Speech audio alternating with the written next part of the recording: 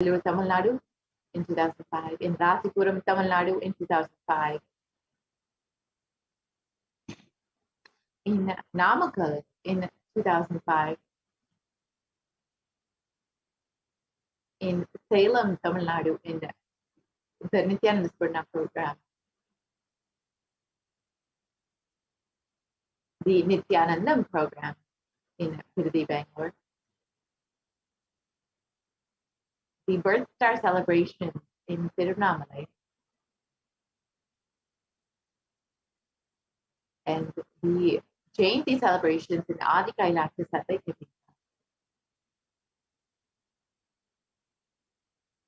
The Jayanti celebrations in Tiruvannamalai, the Nithyananda program in Chennai. And in all of these photos, you can not only see the large number of people in attendance, the Adi Kailasa Sarvajñapita during the Guru Purnima celebration, but you can also see the people from various backgrounds, various ages, various cultures who are in attendance during these programs, the Bhakti Spurana program, whether, no matter their age, no matter their background, no matter their religion, so many people were blessed into this science of enlightenment. The Dhyana Spurana program were enriched by the Supreme Consciousness. The Little Anandas program, which was specifically geared towards the youth. The Saptayagam, which was conducted in Salem in 2006. This was a series of homas, which we will see in the next photos, conducted by the Supreme Pontiff of Hinduism, where the Supreme Pontiff of Hinduism not only conducted the homa himself, but guided 1,008 other participants into the homa as well. This was a huge happening and has brought so much of good and blessings to the planet Earth. You can see the Supreme Pontiff blessing people. The Nithyananda Spurana program in Adi Kailasa Sarvajñapita. The Nithyananda Spurana program again in Salem.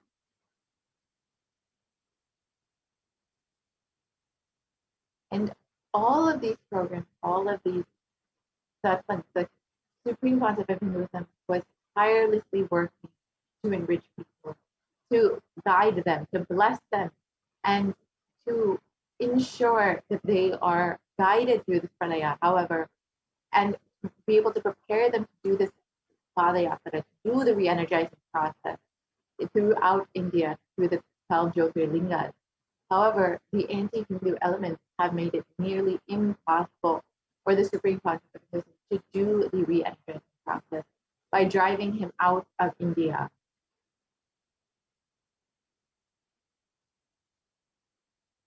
And Devi has revealed the solution for this. And I will just explain in English what Devi revealed. She revealed that for the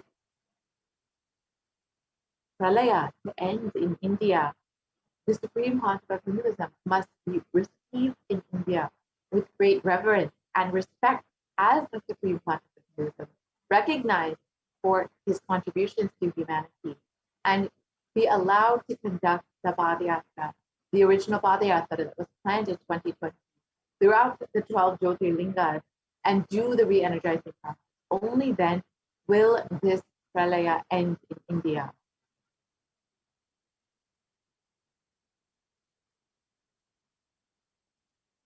And as we look around, we see so much of suffering and destruction in our world today. And we see what the great rishis of the Vedic civilization had forewarned as this Kali Yuga.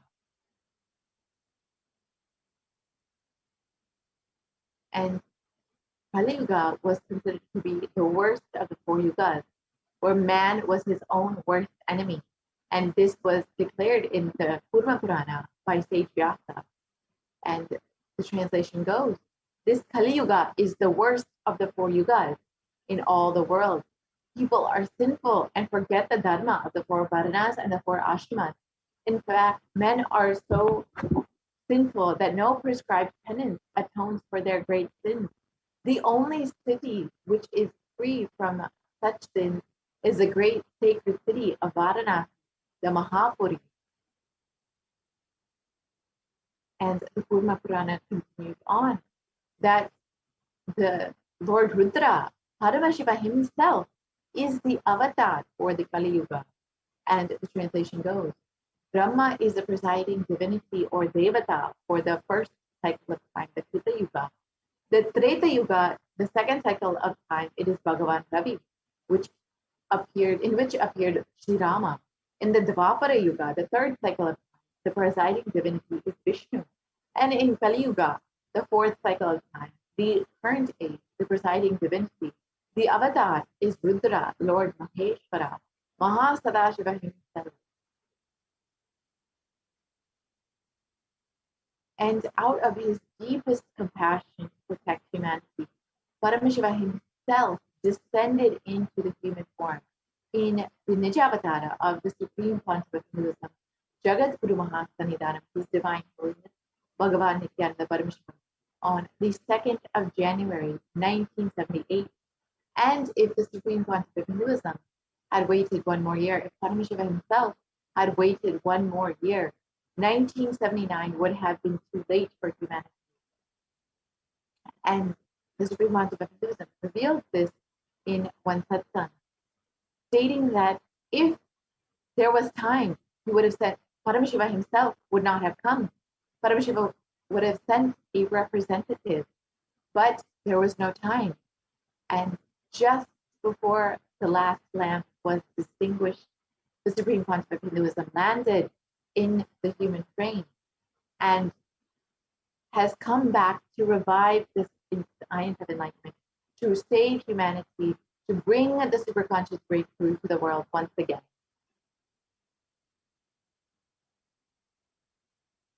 And the avatar's advent onto planet Earth was to protect the world from this great cosmic deluge, to bring the new age, the Satya Yuga.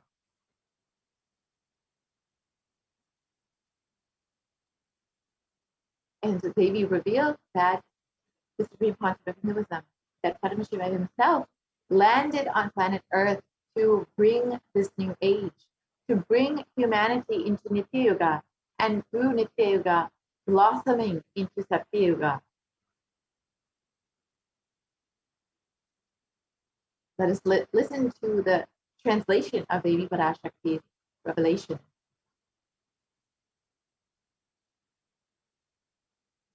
People of the world, listen. Kali Yuga has matured, and over time, it has come for Satya Yuga to happen. So this great pralaya has come. Do not worry, people. In the form of Nithyananda, I myself have come. I will make Nitya Yuga. Nitya Yuga will blossom as Satya Yuga. Be blissful. For this huge hell Kirmi Bhojanam not to come to India, 2020, I had planned to do the Padayatra throughout India in the 12 Jyotirlingas to my son Swamiji.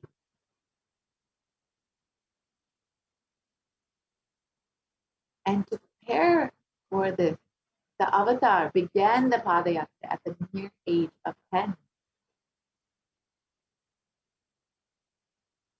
And the Supreme Pontiff began enriching people one person at a time, to share the sacred truth from the scriptures and to bring the secrets of higher living to humanity.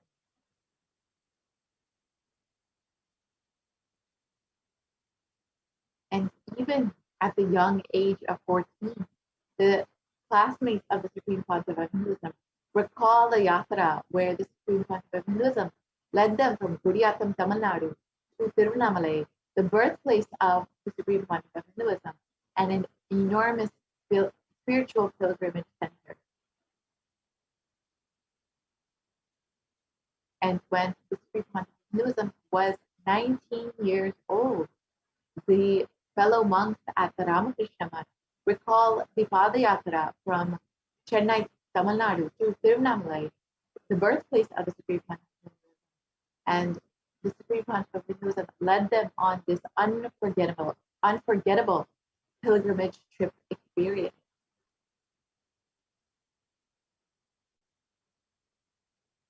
And the Supreme Pontiff of Hinduism continued walking the length and breadth of India, searching more and more, enriching more and more people, and preparing each one until the Supreme Pontiff of Hinduism founded the international mission, the Nithyananda Sangha, to revive Kailasa internationally on the 31st of December 1999.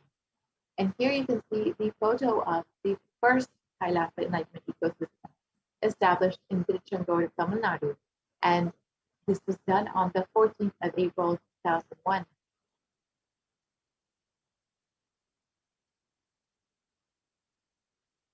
And in 2008, the Avatar continued his Vijayatra all over the world to enrich people from various backgrounds.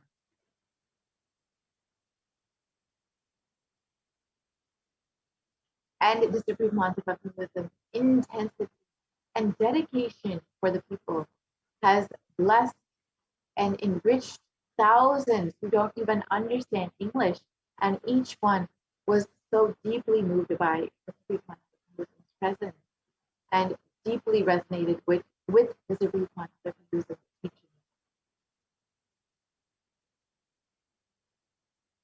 And in 2004, the Avatar led his disciples on the first Himalayan Yatra, visiting temples, delivering Satsang, and initiating them into the super conscious breakthrough.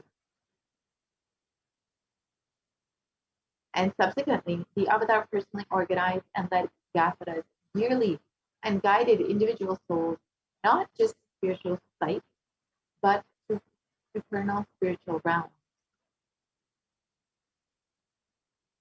And the Padayatras were taken to the next level with the Kodikan Padayatra, where crores participated and were impacted by the Nithyanandeshwara and Nithyanandeshwari deities who traveled from city to city, continuously blessing people.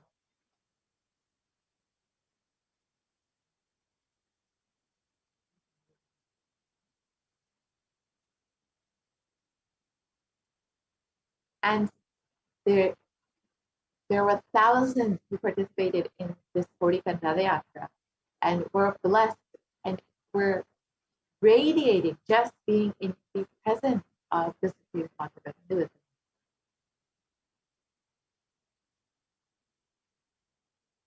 And the Kodikan Yatra culminated in the consecration and inauguration of the Garbha Mandir, the Sanctum Sanctorum of the Nithyanandeshwara Paramashivam, Nithyanandeshwari Parashakti, and the Swayambhulinga at the Adi Kailasa Sarvajñapita in South India.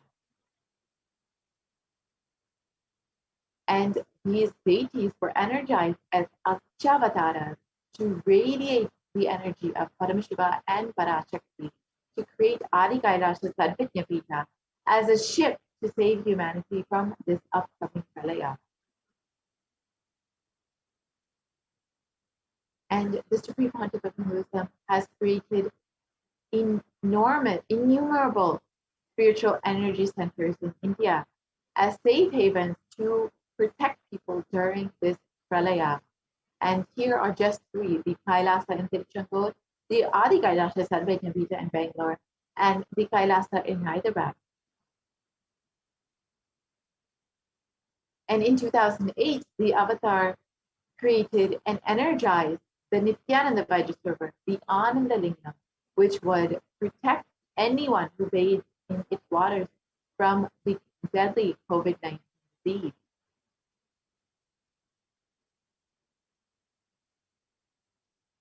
And in 2009, the Avatar held yet another Kodikan Padayatra and garnered international attention, creating a movement where lakhs of Hindus once again embraced Hinduism. And wherever the Avatar's feet have graced the planet Earth, there the seeds of superconsciousness have been sown. And the Avatar, the Supreme Pontiff of Hinduism, has created thousands of Kailasa enlightenment ecosystems all over the world, enriching over 1 billion people worldwide. And just a few of the Kailasa enlightenment ecosystems we will be seeing in the next several photos. The Kailasa and Erode, which was the Adi Nithyananda Pita established by the Supreme Court of Hinduism.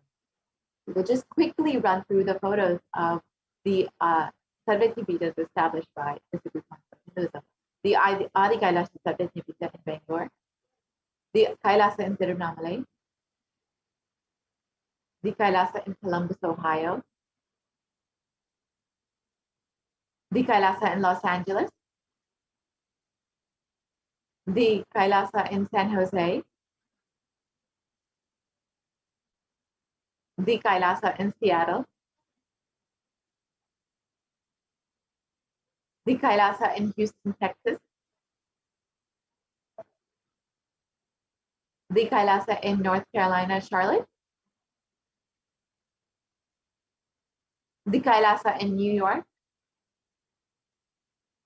the Kailasa in Washington, D.C.,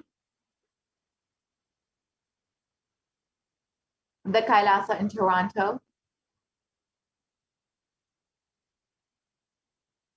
the Kailasa in Oklahoma City, Oklahoma, the Kailasa in Phoenix, Arizona, the Kailasa in St. Louis, Missouri, the Kailasa in Oman,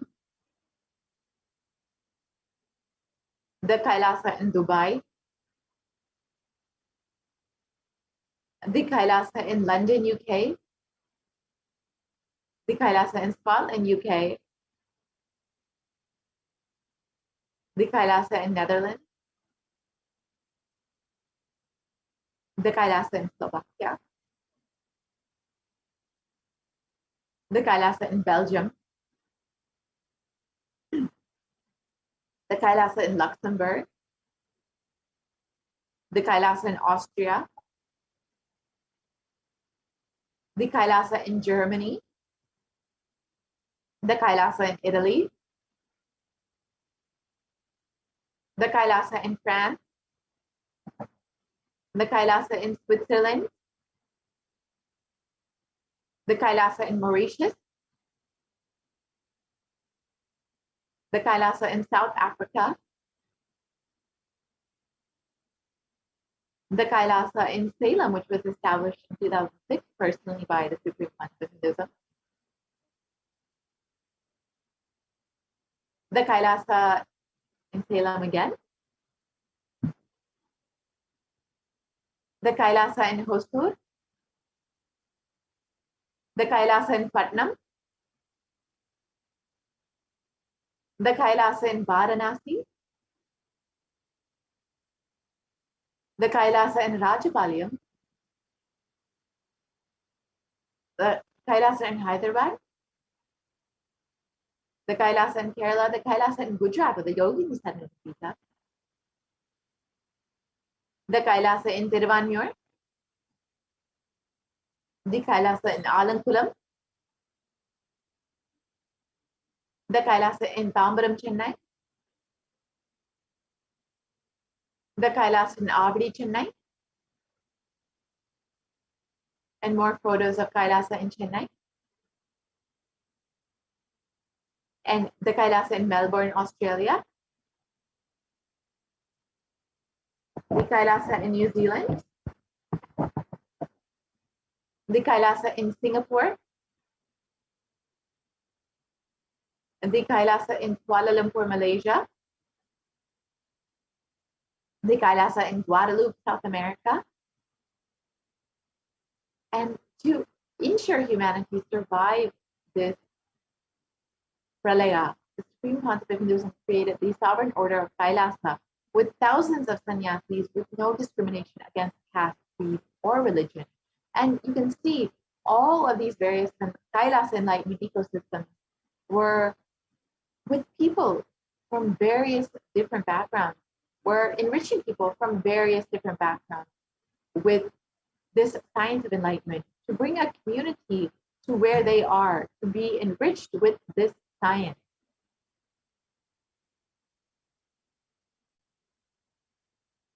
And the Supreme Pontiff of Hinduism initiated thousands into Nithyananda spiritual healing, and they are still actively healing millions all over the world. And there have been over 2,500 satsang centers, padaka mandirs, and home temples that operate as de facto spiritual embassies of Kailasa. And the avatar has inspired thousands all over the world to reclaim their Hindu-centric freedom, with thousands of padayatras conducted by the Hindu diaspora worldwide, honoring the hard work of the Supreme Pontiff of Hinduism and the revival of Kailasa, silently preparing each being for what was to come. And in 2017, devotees in Malaysia planned a Padayatra and executed it successfully, with thousands participating and the dying Hindu population in Malaysia being reinvigorated once again. And for every major festival from all over the world, Padayatras have been conducted out of sincere devotion and love for the avatar by devotees. And the Supreme Pontiff of Hinduism has contributed tirelessly to humanity over the last 26 plus years, and has provided over 1 billion free nutritious meals to people all over the world. Over 1 billion people have been enriched and enriched by the Supreme Pontiff of Hinduism, and a diverse population has been enriched in 347 cities in 196 countries across 6 continents. And the world's largest Hindu university, the Nithyananda Hindu University, has been established in US, Canada, UK, Slovakia, Switzerland, and France. And the world's greatest digital Hindu nation is Kailasa, with over 1 billion views. And you can connect with us on various platforms, including Twitter, Facebook, YouTube, Instagram, WhatsApp, and many more. And there are various websites you can visit, including kailasa.org, nithyananda.org, nithyanandahinduuniversity.org, Kailasa TV, Nithyananda TV, and many more. And if you would like to connect with us on your phone, you can download the Enlightenment app, which was exclusively established for the sake of enriching people. And you can continuously stay connected, continuously be enriched with the teachings and blessings of the Supreme Pontiff of Hinduism.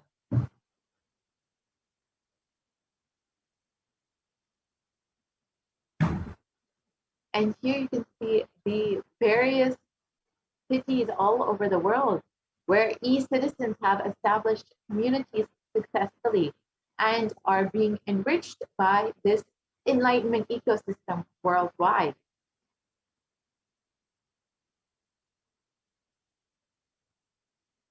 And the Supreme Pontiff of Hinduism has various global initiatives that include holistic health, education, and the development of human potential. And the Supreme Pontiff of Hinduism has been continuously sharing the practical application of Hinduism, Sanatana Hindu Dharma, and its science of enlightenment, through which the world has had various breakthroughs. And the Supreme Pontiff of Hinduism and Kailasa have provided services through foreign aid using the United Nations has over 108 humanitarian charitable initiatives for helping people worldwide, and it is spearheaded by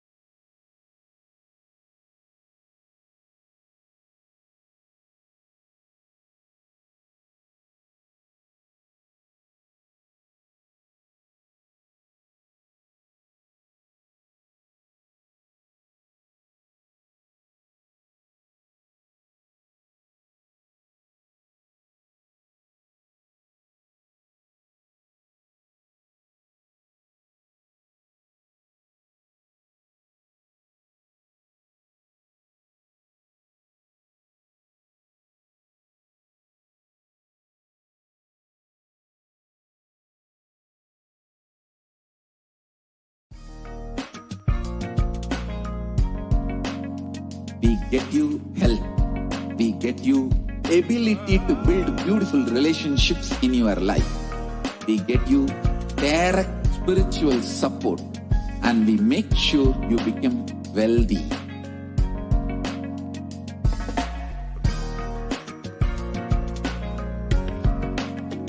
We won't stop giving you just good life. We will literally not stop till you live enlightened life. Manifesting the state of Paramashiva, space of Paramashiva, powers of Paramashiva, being of Paramashiva.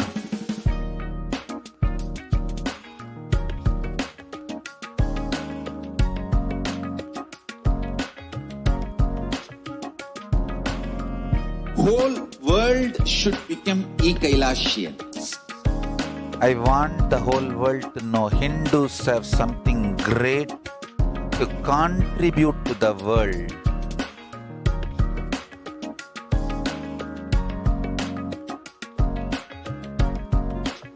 We have something great to contribute to the world. Let us do that.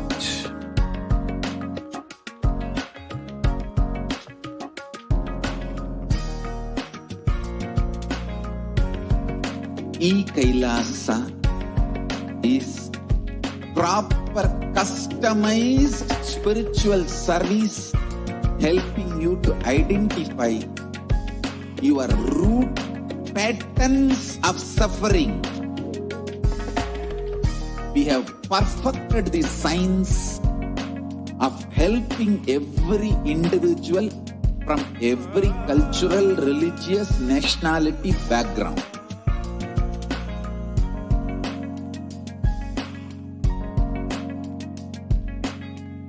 will have lowest reactionary assumptions, highest awakened response, alive response for life continuously.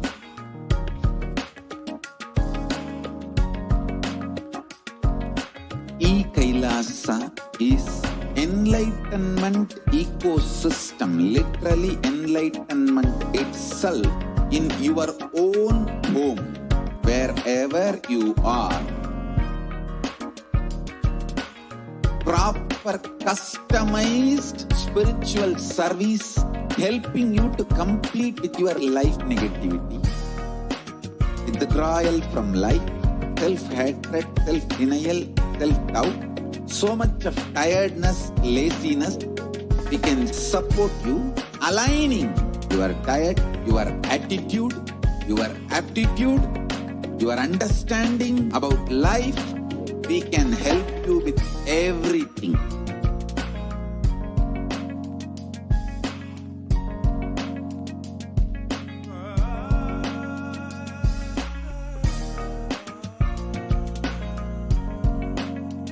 If you are interested in enlightenment, we will immediately bring this to you.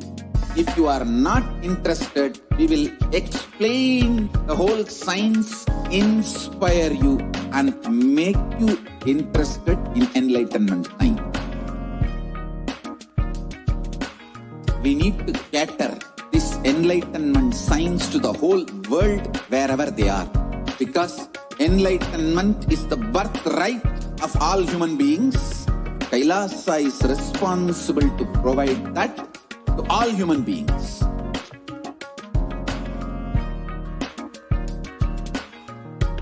Kailasa is the totality of the knowledge I received from my gurus and practice manifested in my life, perfected by teaching millions of people from all cultures, time zones, backgrounds, genders, nationality, race, from every creed.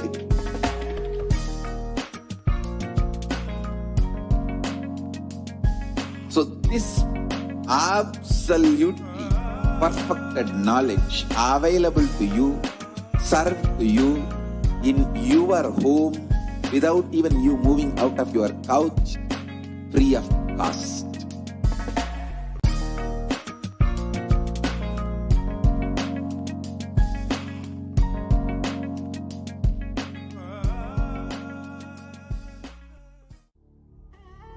What I mean by the word Kailasa, listen intensely. Enlightenment ecosystem, literally enlightenment itself in your own home, wherever you are. If you cannot come to Kailasa, it's okay. Kailasa can come to you.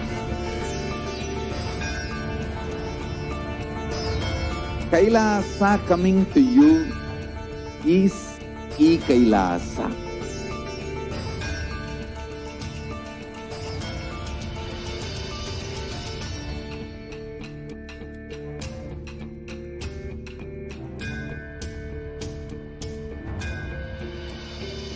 I will revive Hinduism. I am a Hindu revivalist, not by any revolution, but by evolution.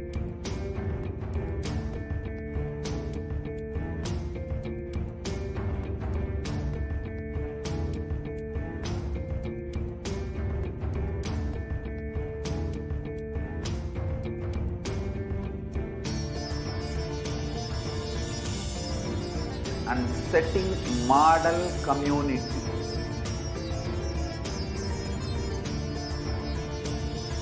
Kailasa, enlightenment ecosystems, Sarvanya Pitas all over the world.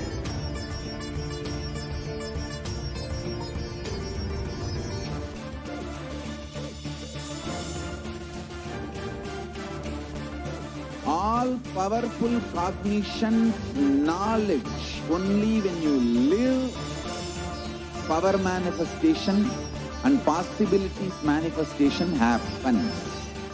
It's a fundamental truth.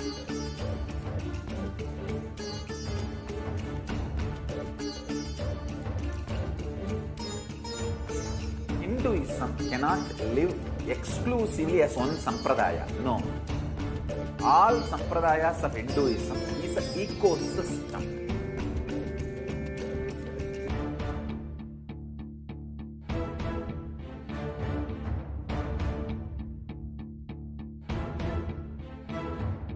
So don't keep quiet thinking that if one sampradaya is attacked, only that sampradaya is going to be affected. All of us are ecosystem.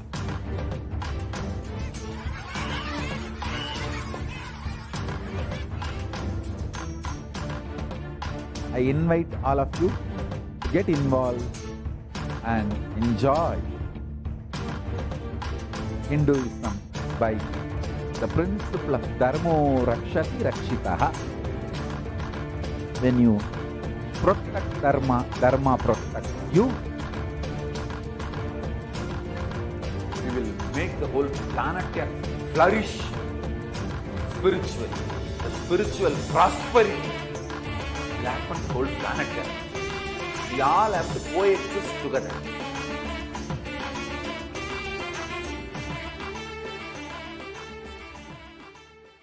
Just be alive for next 3 years. Don't die within next 3 years.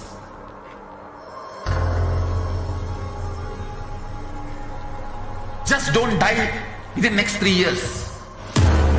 Be alive. Somehow be alive. I'm working sincerely. I will reach you somehow. Somehow I will reach you. It's my commitment to humanity.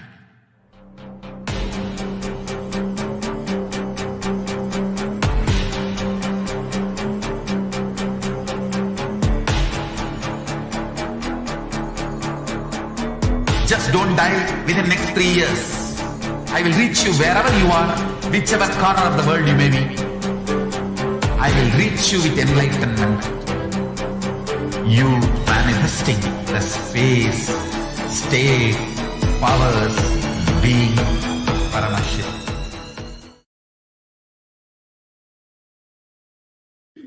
Nithyananda. Welcome back, dear viewers. Sorry for a technical glitch. So, as we were sharing, the Kailasa and the Supreme Concept of Hinduism have been providing foreign aid through various initiatives and a strong diplomatic network that has a order of 73 sovereign orders of Kailasa, and the national and international governments and organizations' relationship over the past 4 years. The next slide, please.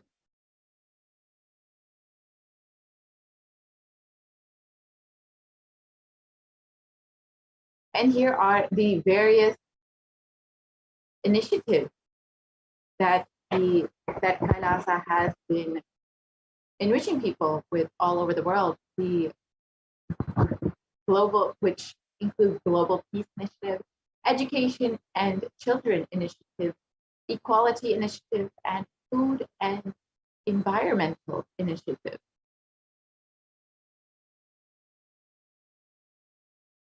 And the Kailasa has been providing free education in over 150 countries.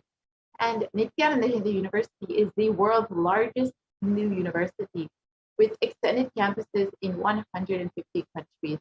And we offer free education to 20 million children and youth world over. And we have 1,000 or 7,000 plus courses.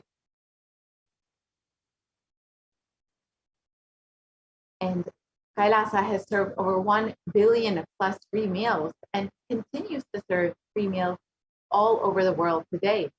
With the vision of no hungry home, this initiative has multiple services, including Annadan, organic agriculture, and many more. And we have offered over 1 billion free meals all over the world.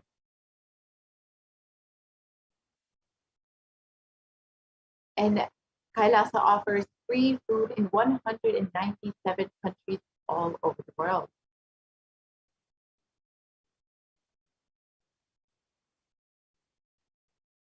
And there, Kailasa has made available free medical services to millions of people all over the world.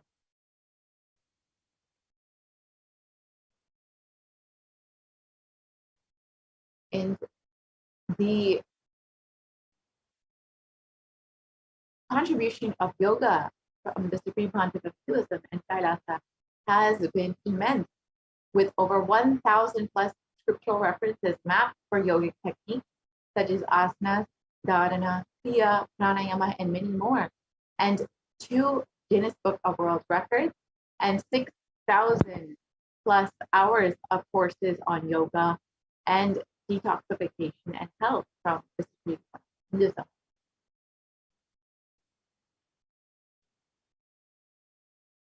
And the Kailasa Sacred Arts Sacred Arts University has produced more than 4,000 Hindu deities, which are now consecrated and worshipped in 600 plus locations across the globe.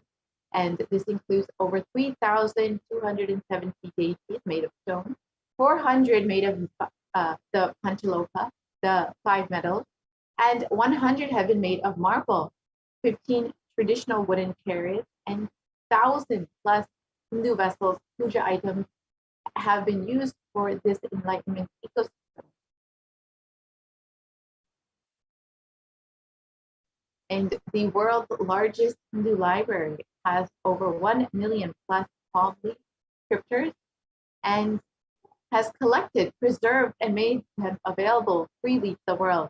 Kailasa's Nithyananda Hindu Library has developed the world's first exclusive Hindu library management system based on the ancient Vedic scripture classification tree, and the world's largest Hindu digital library with over 1 million plus digitized palm leaf scriptures, and the world's largest collection of Kashmiri Shaivism scriptures. With the Supreme Pontiff of Hinduism's sincere hard work and devotion over the past 26 years, millions of people have been inspired, one person at a time, and have been prepared to stand together to protect humanity. The Supreme Pontiff of Hinduism announced the plan to traverse once again on foot from Kanyakumari to Kashmir and to re-energize the Jyotirlingas to protect India from this pralaya. And in 2018, to begin the re-energizing process of the 12 Jyotirlingas, the Avatar began visiting temples in earnest to start the intense spiritual process. While the Avatar was working hard to protect India from the Great Destruction, the anti-Hindu militant forces tried their best to halt the Avatar's mission since the beginning, since the year 2001 itself. After years of pouring energy into the making of the only ship that could save humanity, the captain himself was driven out of the ship.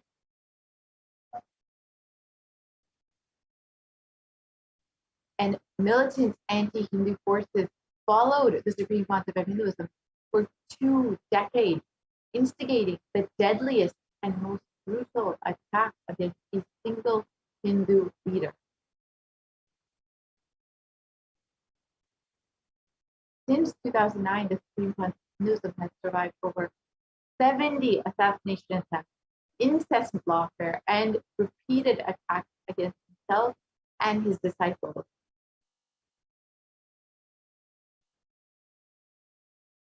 With the media entirely owned by the anti-Hindu nexus, there was never a chance for the truth to come out.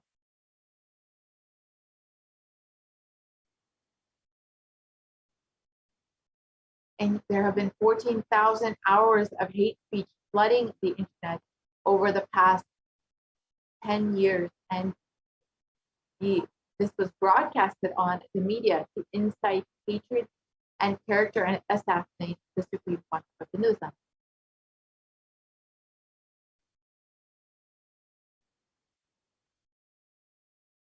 And the fabricated false cases were filed against the Supreme Pontiff of Hinduism to meekly justify the illegal arrest and to execute the state-sponsored plan to eliminate the Supreme Pontiff of Hinduism. In 2018, the Avatar was forced to leave India after a nearly fatal assassination attempt.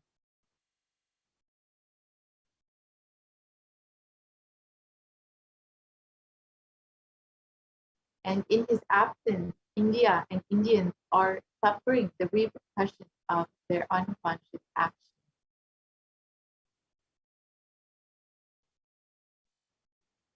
In the Puranic age, the whole kingdom of Ayodhya suffered with economic meltdown, death of cattle and crops, and the inconsolable depression when Lord Rama left for the 14-year exile. And in the same way, the economy began falling 2 months after the Avatar left India. And today, India faces the most brutal effects of the pandemic with no end in sight.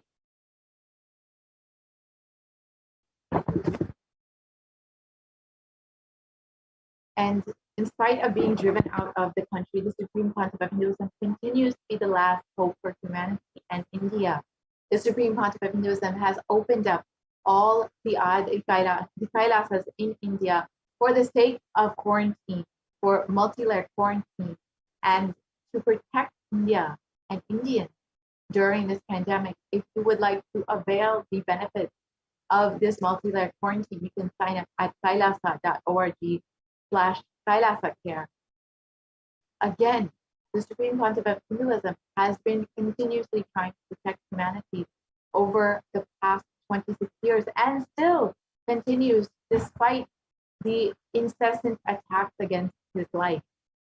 And if you recognize the benefits and the warnings that the Supreme Pontiff of Hinduism has been giving, you can avail the opportunity to sign up for the multi-layer quarantine in one of the Kailasas India. Again, you can sign up at kailasa.org/Kailasa-care. With this, we will be concluding this segment and moving into the next segment after a very short break.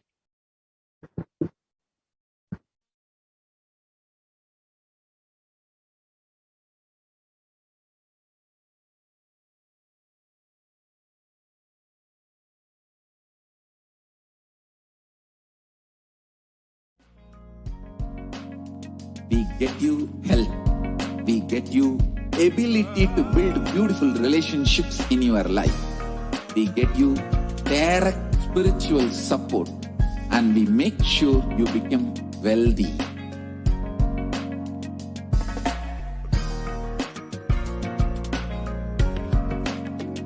We won't stop giving you just good life. We will literally not stop till you live enlightened life. Manifesting the state of Paramashiva, space of Paramashiva, powers of Paramashiva, being of Paramashiva.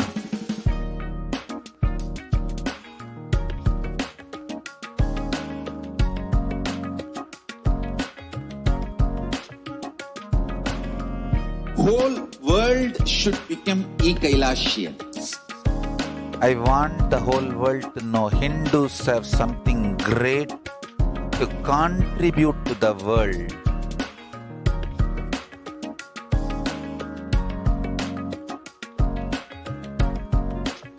We have something great to contribute to the world.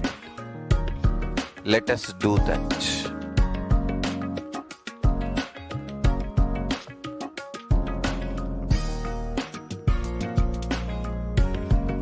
Kailasa is proper customized spiritual service helping you to identify your root patterns of suffering. We have perfected the science of helping every individual from every cultural, religious, nationality background.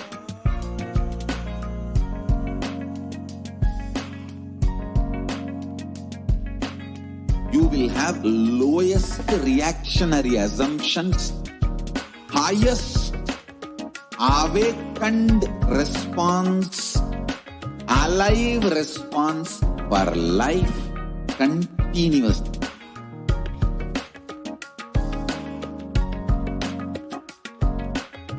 Kailasa is enlightenment ecosystem, literally enlightenment itself in your own home, wherever you are. Proper customized spiritual service helping you to complete with your life negativity, withdrawal from life, self-hatred, self-denial, self-doubt, so much of tiredness, laziness. We can support you aligning your diet, your attitude, your aptitude, your understanding about life. We can help you with everything.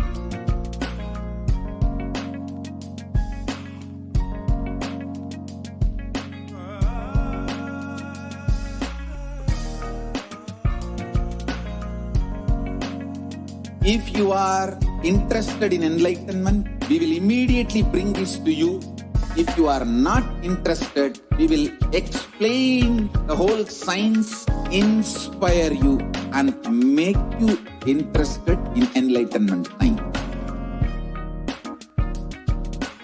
We need to cater this enlightenment science to the whole world wherever they are, because enlightenment is the birthright of all human beings.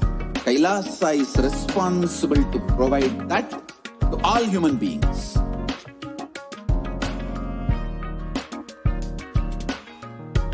Kailasa is the totality of the knowledge I received from my gurus and practice manifested in my life, perfected by teaching millions of people from all cultures, time zones, backgrounds, genders, nationality, race, from every creed.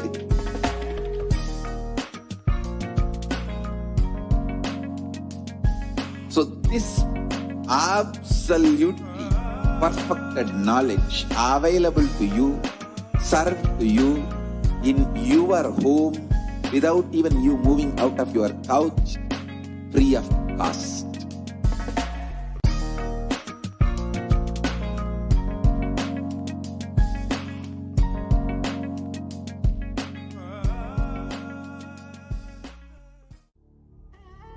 What I mean by the word Kailasa, listen intensely. Enlightenment ecosystem, literally enlightenment itself in your own home, wherever you are. If you cannot come to Kailasa, it's okay. Kailasa can come to you.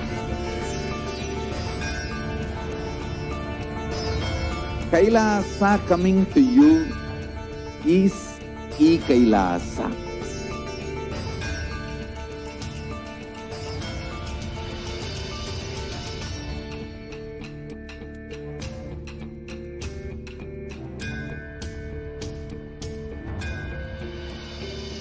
I will revive Hinduism.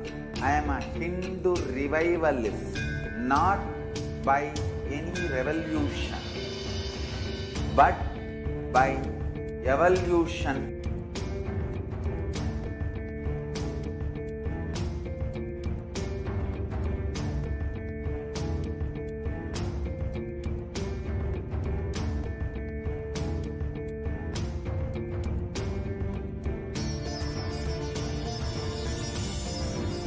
and setting model community.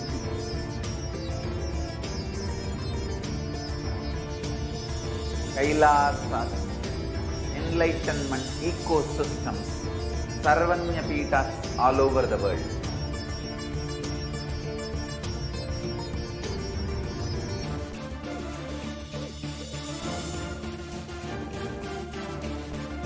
All powerful cognition, knowledge, only when you live power manifestation and possibilities manifestation happens. It's a fundamental truth.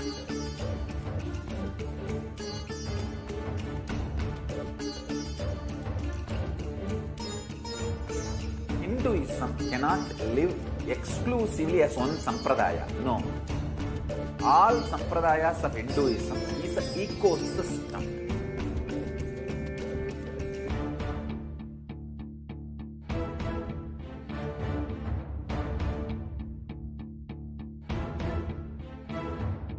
So don't keep quiet thinking that if one sampradaya is attacked, only that sampradaya is going to be affected.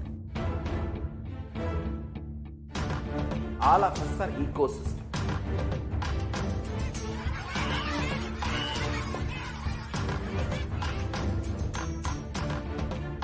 I invite all of you to get involved and enjoy Hinduism by the principle of Dharmo Rakshati Rakshitaha. When you protect Dharma, Dharma protects you. We will make the whole planet flourish spiritually. The spiritual prosperity will happen the whole planet. We all have to coexist together.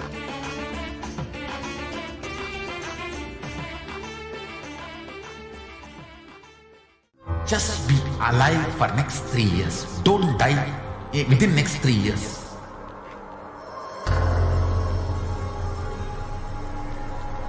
Just don't die within next 3 years. Be alive. Somehow be alive. I'm working sincerely. I will reach you somehow.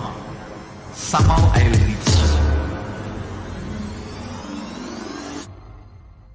It's my commitment to humanity.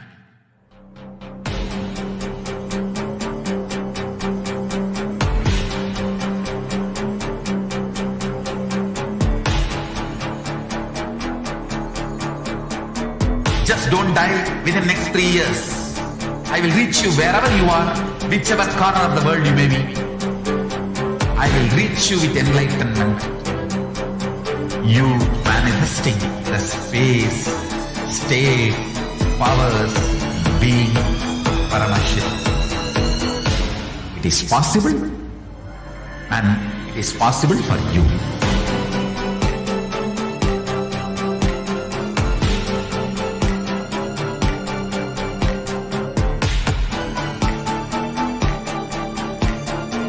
Paramashiva will reach you with enlightenment science. I know he is going to do the job. Just be alive for next 3 years. Nothing else.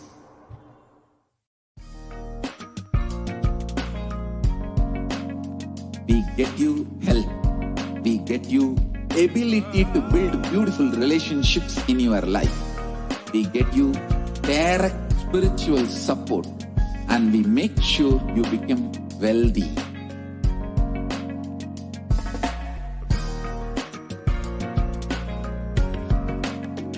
We won't stop giving you just good life. We will literally not stop till you live enlightened life. Manifesting the state of Paramashiva, space of Paramashiva, powers of Paramashiva, being of Paramashiva.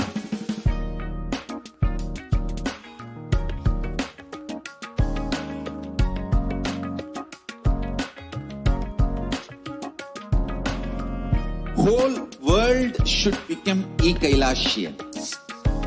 I want the whole world to know Hindus have something great to contribute to the world.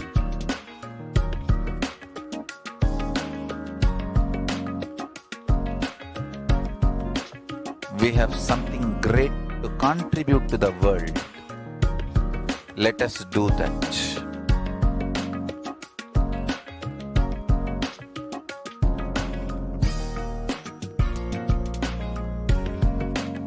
Kailasa is proper customized spiritual service helping you to identify your root patterns of suffering. We have perfected the science of helping every individual from every cultural, religious, nationality background.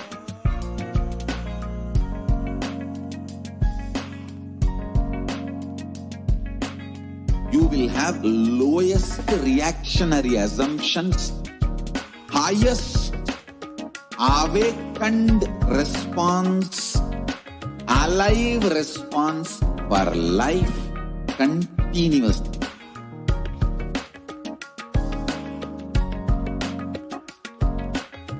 Kailasa is enlightenment ecosystem, literally enlightenment itself in your own home, wherever you are.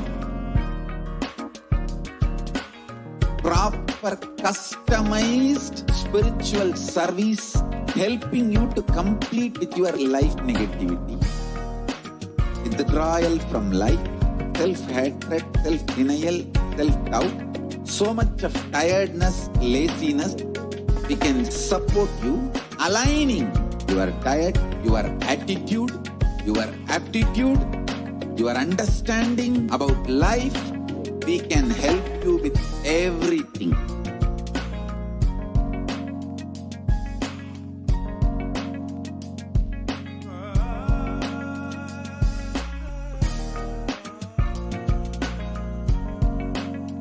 If you are interested in enlightenment, we will immediately bring this to you. If you are not interested, we will explain the whole science, inspire you and make you interested in enlightenment time. We need to cater this enlightenment science to the whole world wherever they are, because enlightenment is the birthright of all human beings. Kailasa is responsible to provide that to all human beings.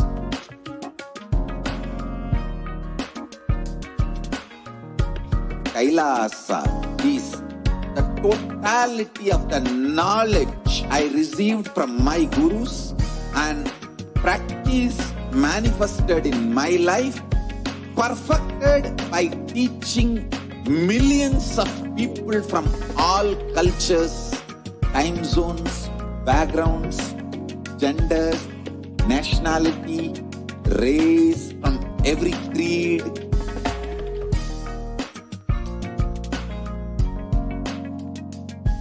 So this absolutely perfected knowledge available to you, served to you in your home without even you moving out of your couch, free of cost.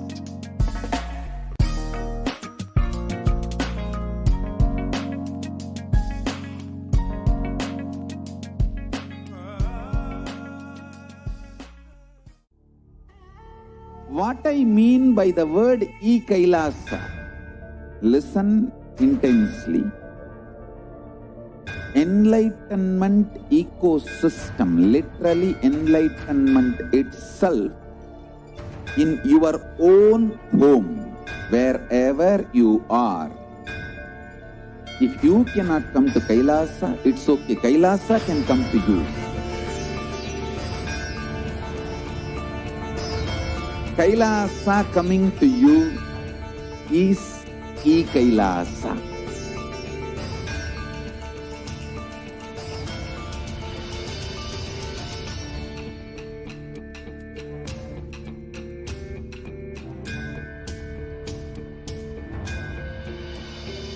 I will revive Hinduism. I am a Hindu revivalist, not by any revolution, but by evolution.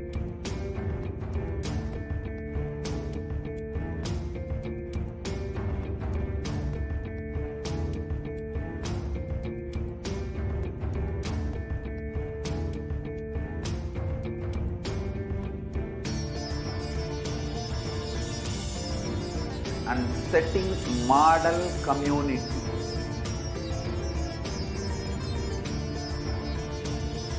Kailasa, enlightenment ecosystems, Sarvanya Peethas all over the world.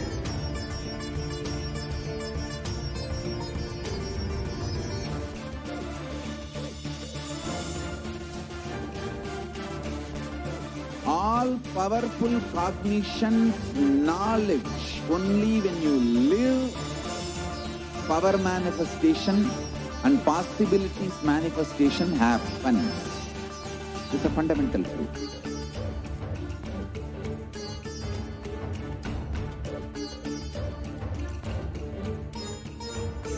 Hinduism cannot live exclusively as one sampradaya. No. All sampradayas of Hinduism is an ecosystem.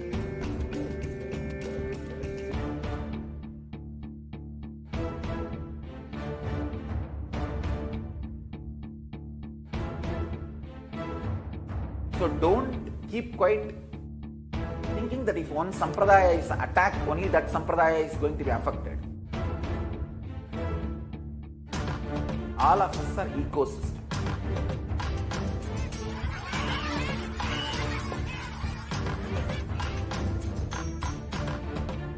I invite all of you to get involved and enjoy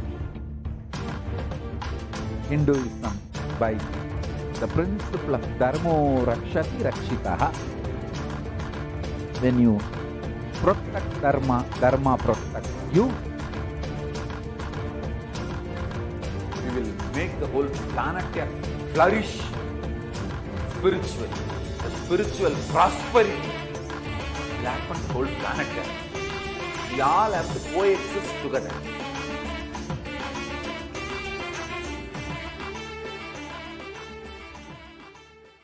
Just be alive for next 3 years. Don't die within next 3 years.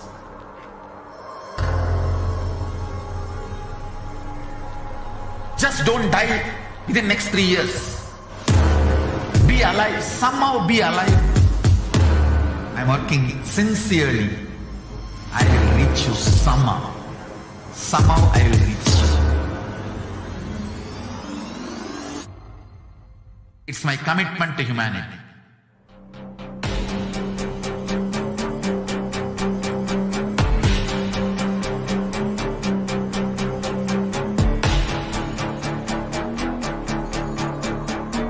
Just don't die within next 3 years. I will reach you wherever you are, whichever corner of the world you may be. I will reach you with enlightenment. Nithyananda, welcome back, dear viewers. So now we will be entering into the next segment where we will understand some of the offerings to Devi Parashakti.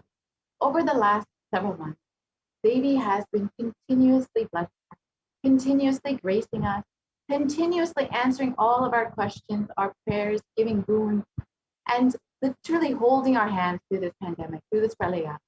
And these offerings are a giving of a divine gift of pure love, devotion, and oneness. And it consists of two parts, the giving and the accepting. Only when the divine accepts what one offers, the offering becomes complete. Offering is not made out of fear nor out of greed, but when an avatar lands, the offerings are purely a part of the grand Leela played out for only the purpose of enlightenment.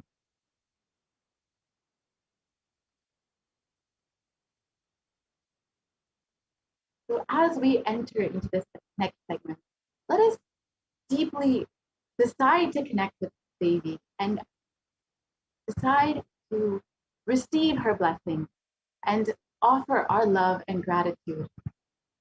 So the first, we'll look at the Dhyana Shloka, the translation of the Dhyana Shloka for Devi Parashakti. moon-like face holding the Vedas on one hand, fire in eyes with lotus flower, gracing and blessing hands, and one hand with the Japamala, beautifully decorated with jeweled ornaments in wonderful clothes and shining crown. Her name is Manomani.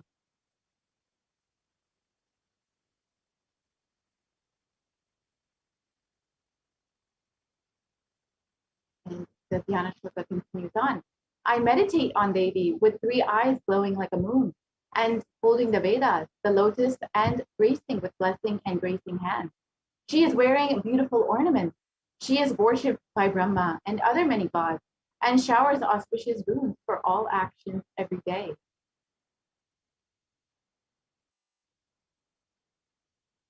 So the first offering, we'll first understand the significance of the divine element of gold. The gold is a divine element. It purifies anything it touches. It is an element of spiritual significance and great spiritual power of healing and enlightenment. The vibration of gold has the power to infuse sattva energy and positive thought currents in anyone who fears and anyone who sees or operates in its vicinity.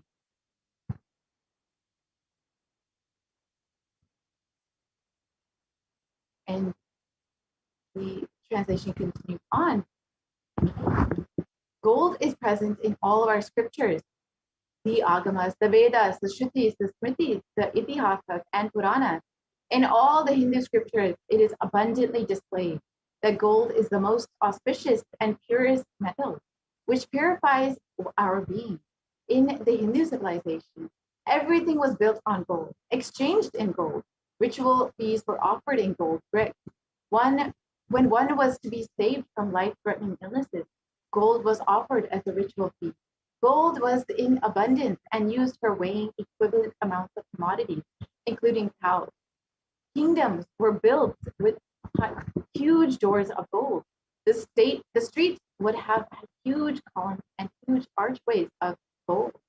Horses and cows were dressed in gold.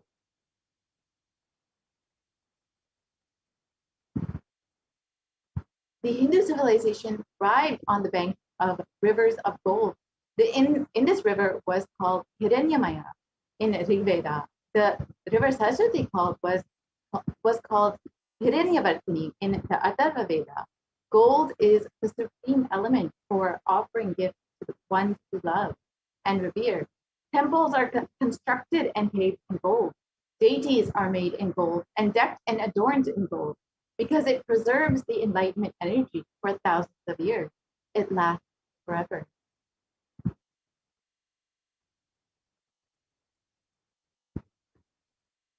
So let us look at the offering that we can make to Devi Parashakti.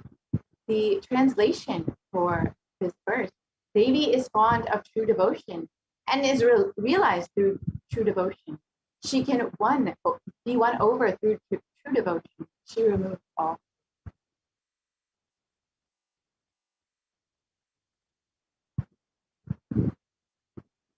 And if there is any fear in the mind of the devotee, the Devi is sure to remove that fear. It is stated that Devi likes to be worshipped in autumn. And here it is not meant the autumn of the season, but rather the autumn of our lives, when our thoughts turn more and more inward. The role of the divine is known and understood clearly. The need for Devi worship becomes stronger. And so the first offering, which is a very simple Hi Hundi offering, we can make Devi. We can directly offer on line one through the Hi Hundi offering. And yes, we can continue on to the next slide. And the Sankalpa chanting, which is just $1, the translation for this, the benefits of it. The goddess enchants this universe, and she herself gives birth to the universe. That goddess being prayed without interest in anything gives that knowledge that leads to salvation and gives wealth in materialistic sense. And this is from Devi Mahatmya. And you can offer the Sankalpa, the blessing to the the conscious resolution that blesses the person offering with all fruition of the desires and wishes in the yearning of the person. And the next offering that you can make is the Sahasranama Swarna Kastu. This is the gold coin offering. And Devi is known as Namaparayana Prita, the one who likes the repetition of her various names. And this is the offering of the 1008 names of Devi Parashakti. It is a very special and unique Archana offering to the Mahameru of Devi Parashakti. And the offering of a gold coin inscribed with each one of the 1008 names. And you can receive the blessings to have the Ananta Kalyana Gunas, all the divine qualities of Devi Parashakti herself.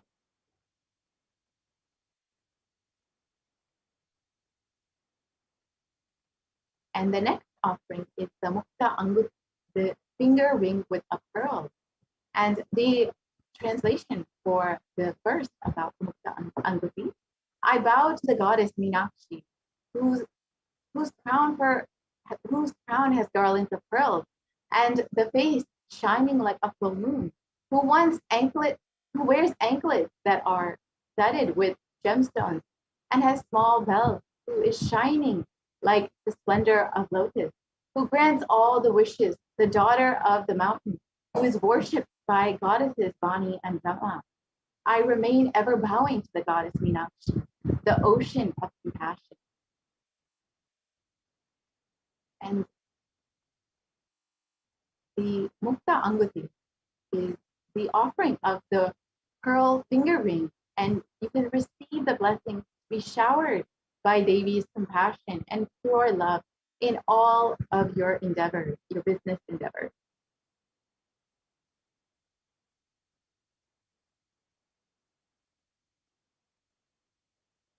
And the next offering is the Swarna Padma Pushpa, the offering of the golden lotus. And the translation of this verse is from the Kamikagama: all the kalashas should be wound around with suitable thread and covered with new cloth. They should be adorned with lotus flower made of gold.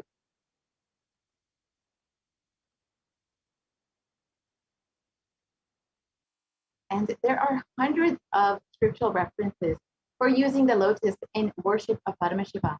Almost everything in worship of the ultimate involves the consecration of deities of worship, or meditating on, or the mudras and asanas used during worship involve the lotus flower, the lotus leaf, the lotus pericarp, and the lotus petal.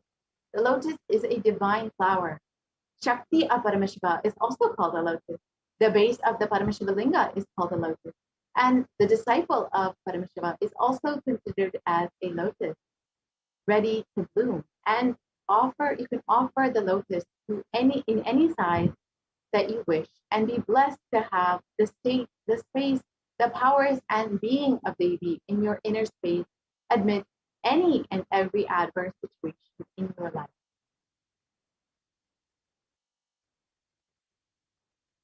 And the Swarnamit, the golden toe ring. And the translation of this verse: you whose brightness from the toenails destroys the darkness of ignorance from the minds of your devotees, who prostrate at your feet. You whose brightness from your 2 feet overpowers that of the lotus flower.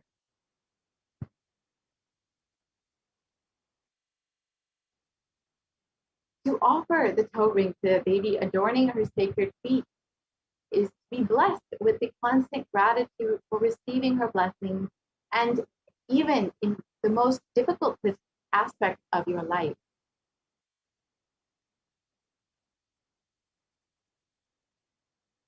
And the next is the Swarna Martika, the golden hairline jewel.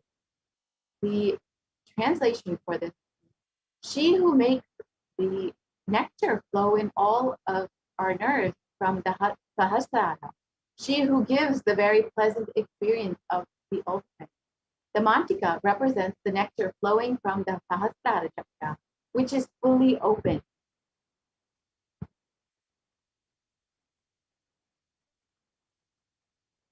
And you can offer the mantika to Devi and receive the blessings of achieving the blissful state of overflowing gratitude and the space of complete completion.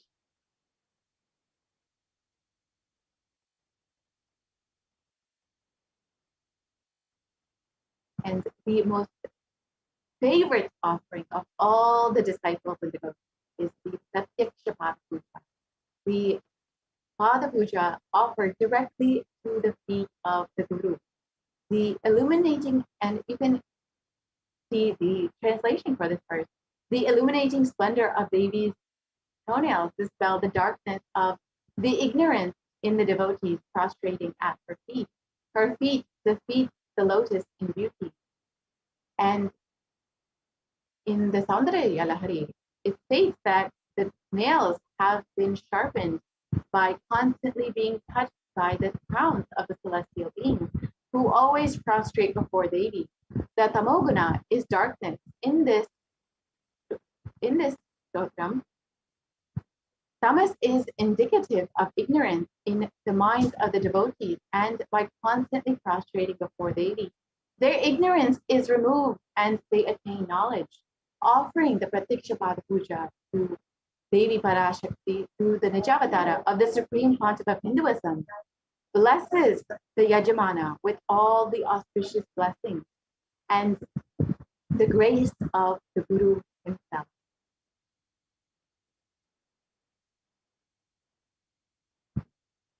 And you can offer the Vastra Seva as well, the offering of clothing.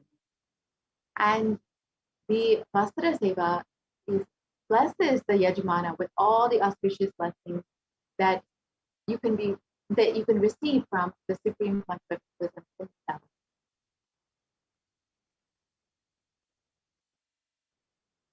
And here you can see the list of all the offerings. And if you would like to make any of these offerings, you can visit tiny.cc/Devi offering.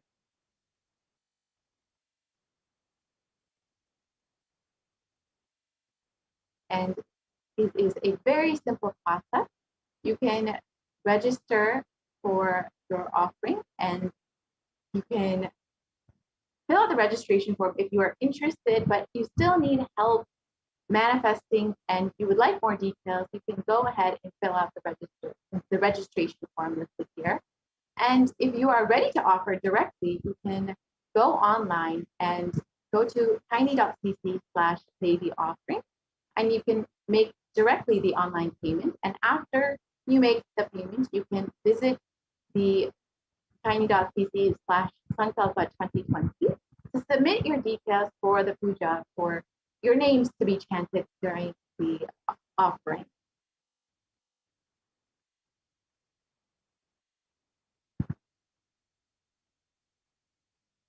We can actually visit the website tiny.cc/Devi offerings and quickly go through how to make the offering.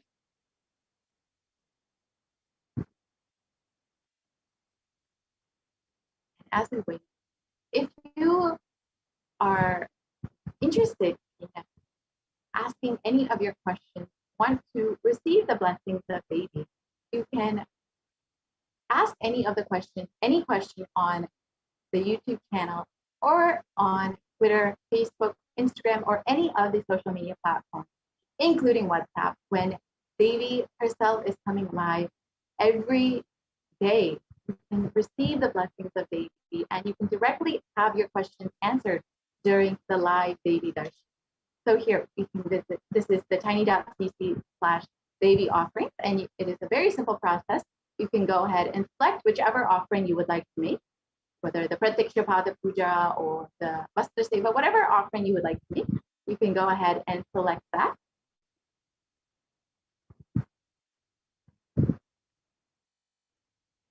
And then you can select how many offerings you would like to make, whether you want to make one for yourself and one for your family members, however you want to make, you can select that. And then you can continue on to the end. And you can go to the offering additional information if you would like to learn more.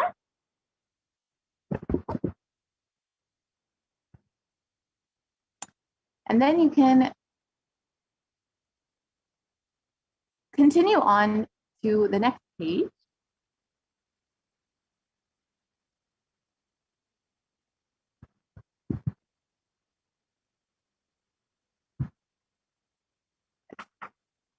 So the sevas there are all listed there, and you can continue on to the next page to offer your seva.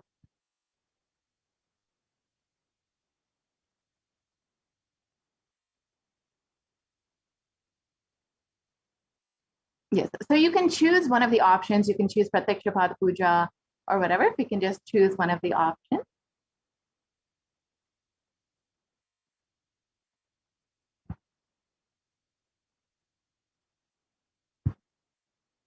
Yes, and then you can add that to your cart. You can add how many ever you would like, whether you want to offer one for yourself, your children, your best friend, whatever it may be. You can choose how many you choose. And then you can go to your cart and go ahead and make your payment. You have your cart total, and then you can proceed to the payment, and you can make the payment just as you would for any payment that you would fill out online, any order that you would fill out online. The same way, you can enter your credit card details and simply make the payment. So, yeah. You can proceed to the cart, and just as you would for any other online payment, you can fill out your details and make the payment. So with this, we will be concluding this segment and moving into the next segment, where we will learn some of the wonderful benefits of living in Adi Kailasa Satyajnapita and availing the benefits of the multi-layered quarantine. And Taimai Swami will run us through all of the activities and the entire ecosystem that the Adi Kailasa Satyajnapita has available for anyone who is interested in joining the Adi Kailasa Satyajnapita for the multi-layered quarantine. We will be into that segment very shortly.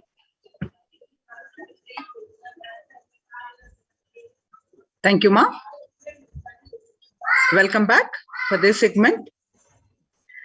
So in this segment, we are going to learn about the Kailasa's de facto spiritual embassies, which are now COVID care protection centers, how these are functioning, and how these are the temple-based ecosystems, and what is the science behind these temples, and how these are recognized. So we'll see all the details in the segment with the blessings of the Supreme Pontiff of Hinduism, Jagat Guru Mahasannidhanam, His Divine Holiness Bhagavan Nithyananda Paramashivan's blessings. Let's start with his Satguru Vandanam. Nithyanandam Paramasugadam Kevalam Jnanamurtim Dvandvatitam Gagana Sadrisham Tattvamasya Dilaksham Ekam Nityam Vimalamachalam Sarvadi Sakshibhutam Bhavatitam Triguna-rahitam Sadgurum Tam Namami. So what are these enlightenment ecosystems? Let's learn. What is the need for this? So we have seen that due to the COVID-19 pandemic, across the world, especially the young adults, are reporting symptoms of anxiety and depression and or depressive disorders during this COVID-19. If you see the statistics, the young generation, especially from 18 to 24, affected most than the older ages up 65 plus. The average share of adults are reporting symptoms of anxiety disorder and or depressive disorder, and 2019 over a period of 6 months it was 11%, and now in just 1 month, in 2021 alone, it raised to about 41.1%. And some more statistics about these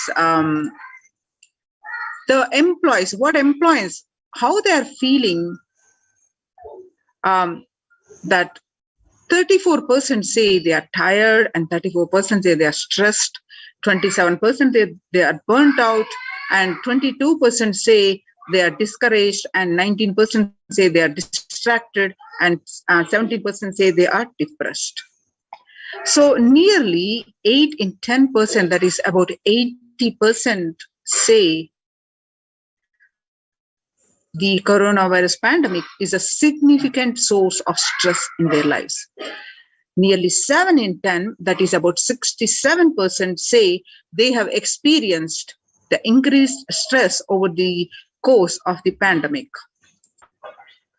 1 in 4 essential workers, that is about 25%, diagnosed with mental health disorder since the start of the pandemic.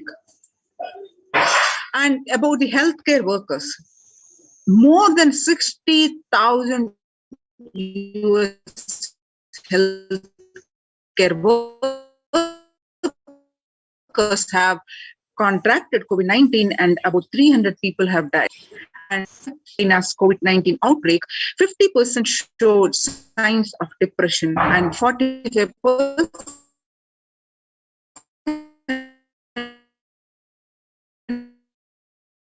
showed signs of anxiety.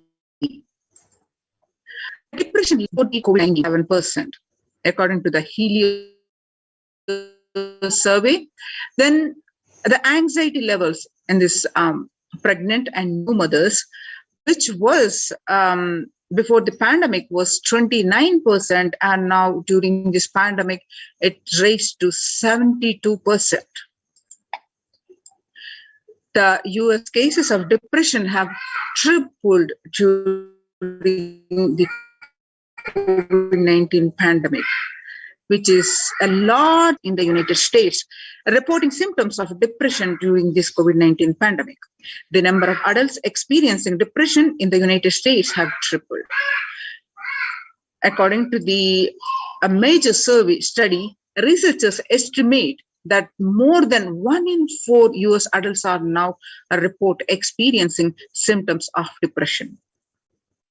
Before this pandemic, just 8.5% US adults are reported being depressed.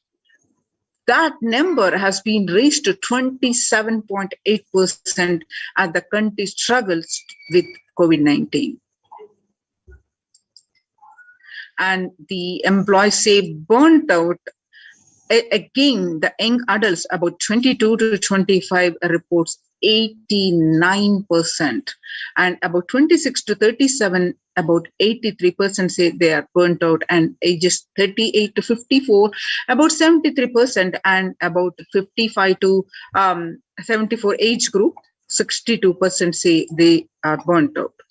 So what are the Kailasa's contributions from Kailasa, the Department of Human Services, with the blessings of the Supreme Pontiff of Hinduism? Kailasa's Department of Enlightened Civilization presents.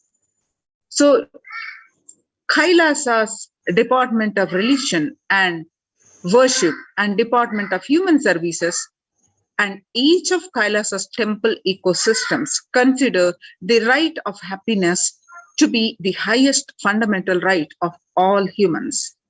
In fact, all beings.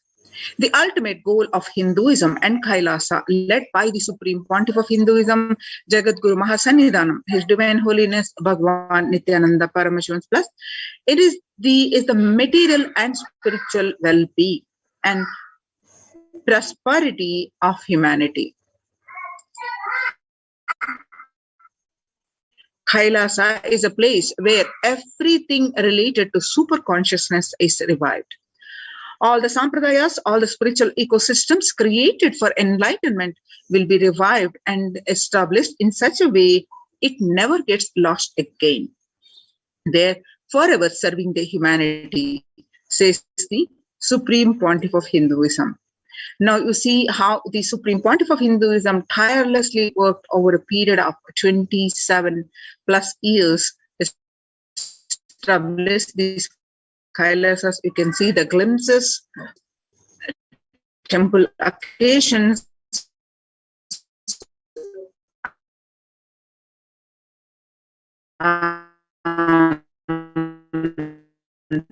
the Karaseva, across the globe, the thousands of temple ecosystems have been established by the Supreme Pontiff.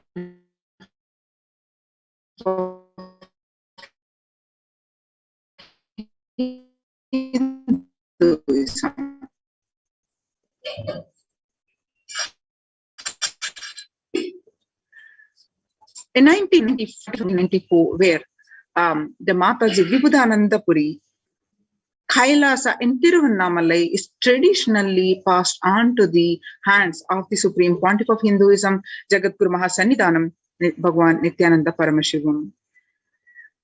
And a rightmost picture that you see, Kailasa in Tiruvannamalai receiving the visitors and delegates for the Kalpataru meditation workshop.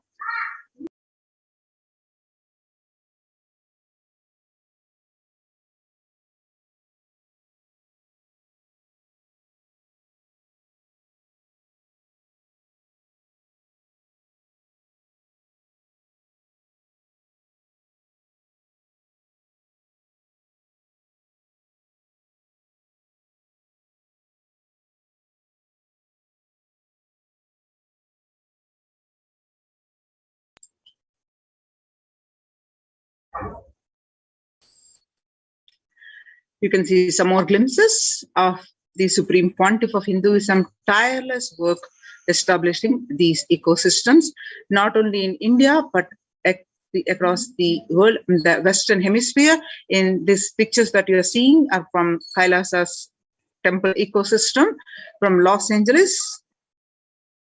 The headquarters, the temple ecosystem, which has got 25,000 square feet temple complex, housing over 80 plus deities, and it is one of the largest Hindu ecosystems of the West. And you can see Kailasa in Columbus and the Kailasa in Washington, Seattle, San Jose, and St. Louis, Phoenix, Kailasa in Houston, and then Canada, Kailasa in Toronto, Canada. And see, now what Supreme Pontiff of Hinduism has tirelessly worked in all these ecosystems, and how these ecosystems are helping one and all. Now let's understand the temple sciences. Basically, what are these temple sciences, and why the Supreme Pontiff of Hinduism gave utmost importance to the temple ecosystems. So let's understand this about the basics of the temples.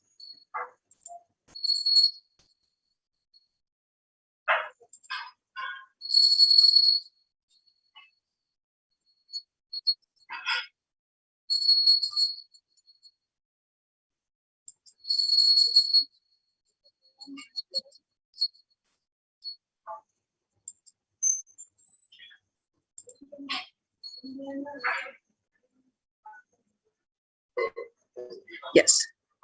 So, temple ecosystem of Kailasa. Reviving the enlightened civilization is the vision of Kailasa, the purpose of my advent. Paramashiva assuming this body and manifesting, says the Supreme Pontiff of Hinduism. Kailasa is basically an enlightened civilization where everything happens based on the ultimate cosmic principle and ultimate possibilities and powerfulness. You want to know about the universe, they will show you how the universe and teach you. And you want to know about the cosmos, they will just show you the cosmos and simple and straightforward way. In Sanatana Hindu Dharma, we had at least 10,000 sampradayas, religions, spiritual traditions, keeping this enlightenment science alive. Each Hindu sampradaya is a spiritual ecosystem created for keeping the enlightenment science alive. Every monastery, every adhinam, every mutt every temple, every Veda Pathashala, every Sarvajna Pita is a lineage. Sampradaya created to keep the ecosystem of spiritual enlightenment alive. Some may be Shakta, some may be Yoga. These are the various traditions. Some may be Vedanta, some may be Tantra, some may be Yoga Vedanta, some may be Yoga Shaiva, and some may be Vaidika Shaiva, and all kinds of permutations and combinations. Each temple and each mutt, each monastery, each adhinam, each Veda Pathashala, each Sampradaya is a spiritual ecosystem created to keep the enlightenment signs alive of that Sampradaya. Hindu temples are not just worship altars or religious congregation places or just memorial for certain legendary person or incident. Hindu temples are residents of God. That is why in Chidambaram, Nataraja is one of the Dikshita. In Srirangam, Ranganatha is one of the Bhaktar who is doing the puja. Temples are the residence of the God in Hindu tradition. In reality, not just Hindu tradition, in every tradition. There was a time in Hinduism had 56 nations, 200 states, and 1,700 provinces and 10,000 sampradayas. Almost 95% of the population of these were Hindus.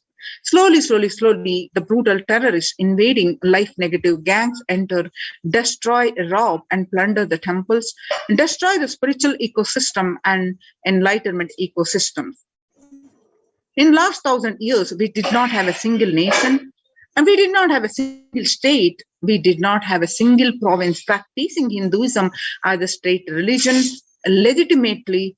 And in 10,000 sampradayas, without any doubt, the Supreme Pontiff of Hinduism says, only 200 are left alive, struggling to be alive. Three unique things of Hinduism's ability to make the divine land and God get rooted in the deity Prana Pratishta, and incarnations landing, the ecosystem where the incarnations land, the enlightenment spiritual ecosystem where incarnations happen. Third, the devotion to feminine consciousness, Devi worship. These three are unique to Hinduism. Kailasa is a place where everything related to superconsciousness is revived. All the sampradayas, all the spiritual ecosystems created for enlightenment will be revived and established in such a way it never gets lost again. They're forever serving the humanity. The enlightenment ecosystem are the Kailas. Every monastery, temple is an ecosystem for keeping the enlightenment signs alive and flourish, which can automatically make people enlightened. It is like enlightenment automatic machinery.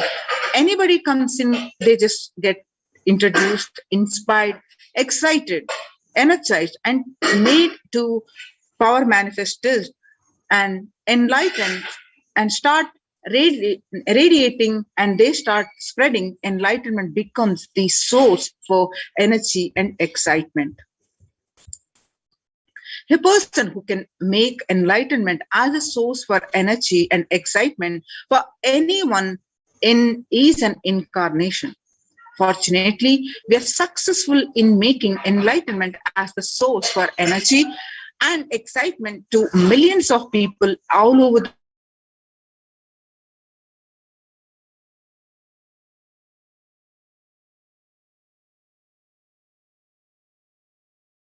available for everyone to experience. Significantly, all the major Vedic temples built over the centuries have been consecrated by the enlightened master. Or rather, the temple has grown around the intense energy field established by an enlightened master for the benefit of humankind. Just as the rich man leaves behind his wealth for the next generation after he leaves the body, the enlightened masters leave behind the huge energy that they bring with them in the form of temples. For instance, the 4 main Shankara Peethams were established by the 8th century master Adi Shankara, the Chidambaram temple by Patanjali, the Palani temple by the Siddha Bogar, the Arunachaleshwara temple by the Saint Idakkada, Tirupati by Konganavar, and Tanjore by Kuruvarar. The powerful spiritual traditions present in these places are so palpable that even the most casual visitor can feel its effect in the form of peace.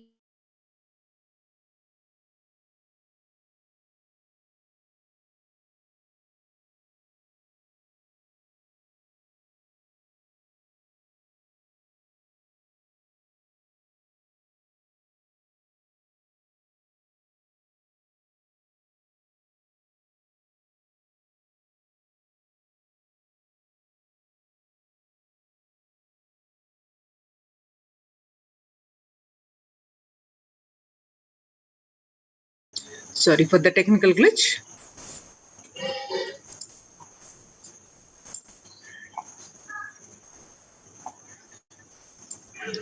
So, when maintained properly using the subtle powers of mantras, rituals, and meditation, temples can hold and radiate this precious energy for thousands of years.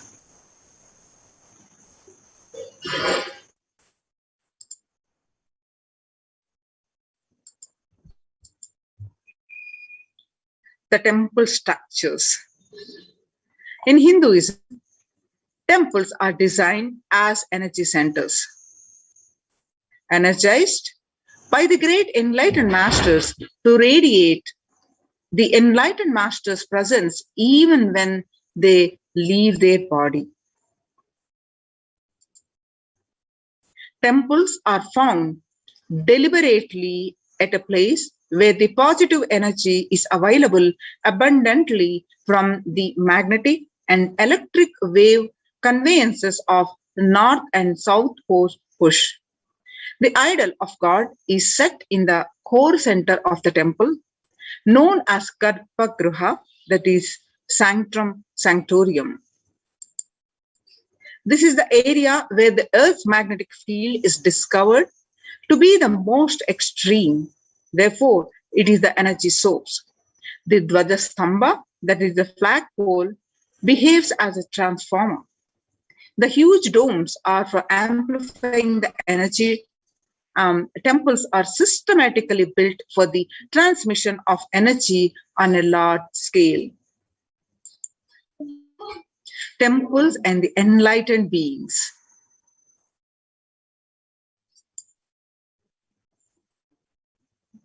When a rich man dies, he leaves behind his wealth to his wife, daughters, sons. When enlightened masters leave the body, they leave their wealth of energy, penance, and goodness to humanity at large. Temples are built on these energy fields or left behind by them. Either the masters themselves build these temples when they are alive, or the people build them after the masters leave the body. These temples are further sanctified through rituals that harness the divine cosmic energy. The famous temple at Kedarnath in the Himalayan range was built by the great master Shankara.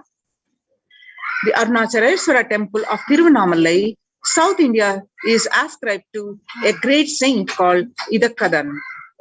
These temples are divine gifts of these great masters to humanity.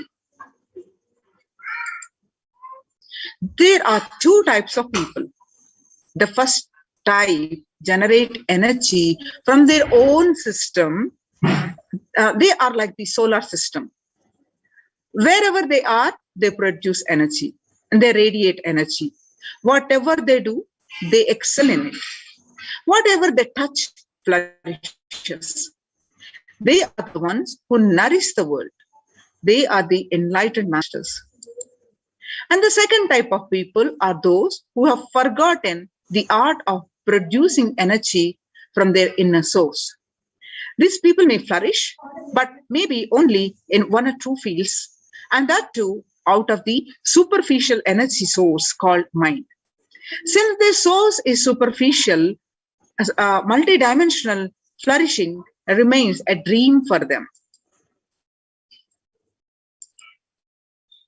Either the masters themselves build these temples when they are alive, or the people build them after masters leave the body.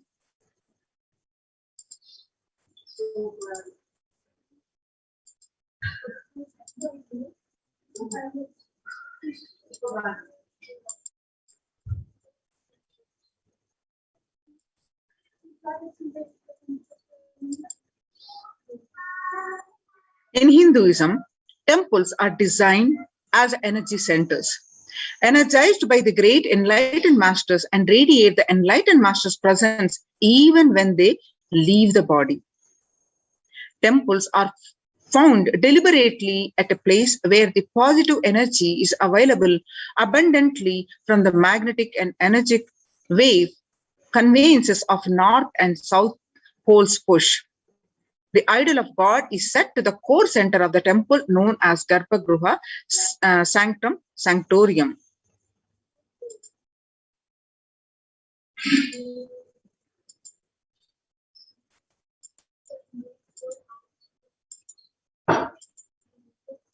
The powerful spiritual vibrations present in these poles are so palpable that even the most casual visitor can feel its effect in the form of peace, bliss, or clarity.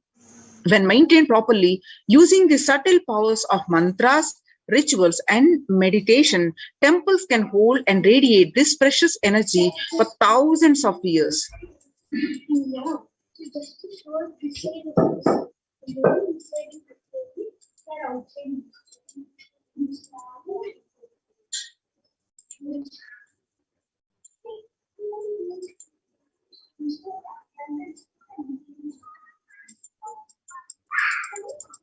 Sorry for the technical glitch.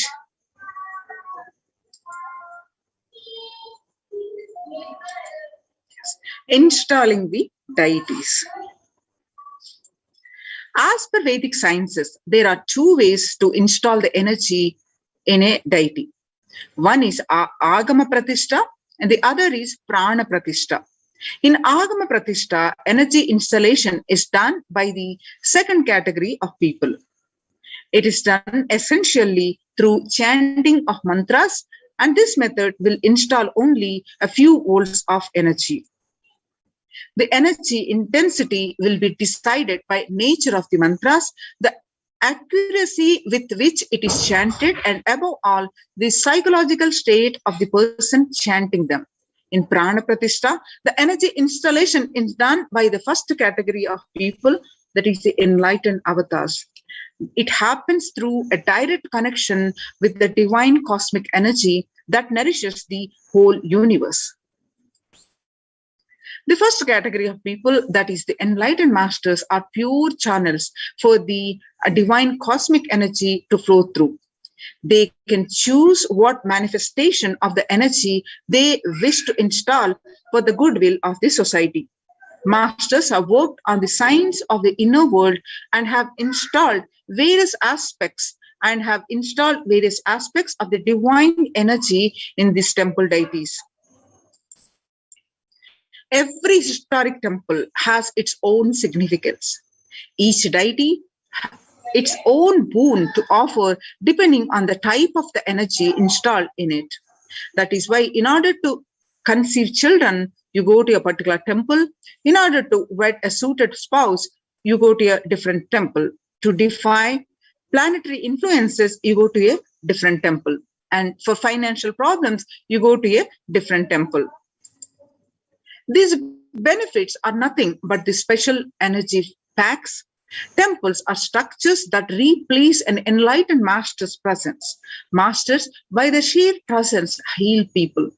They heal not just the physical level, but the being level. They keep the inspiration for spirituality alive. Their presence offers an ambience of sacredness. Temples are spaces created by the masters to offer these same things that they offer.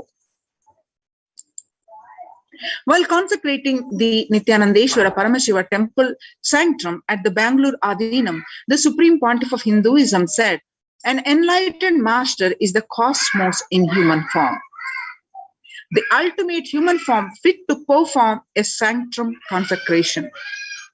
For an enlightened master, the energies of expression through any means never gets exhausted. For example, for an ordinary human being, the grief emotion or the joy emotion exhausts when expressed through tears. The pitta, the fire element of the body, exhausts through anger. The lust energy exhausts through sexual act. The power of speech exhausts in his very saliva the moment it is uttered. All these energies of expression becomes exhausted as he uses them.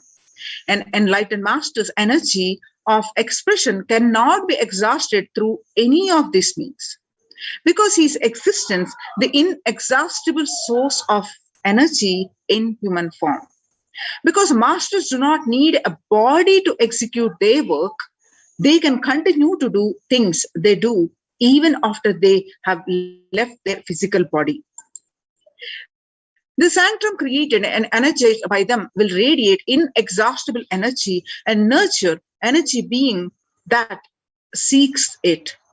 Only a master who can function without the help of his body is capable of creating a true sanctum, one that will materialize things exactly the way he does. If God is everywhere, why go to a temple?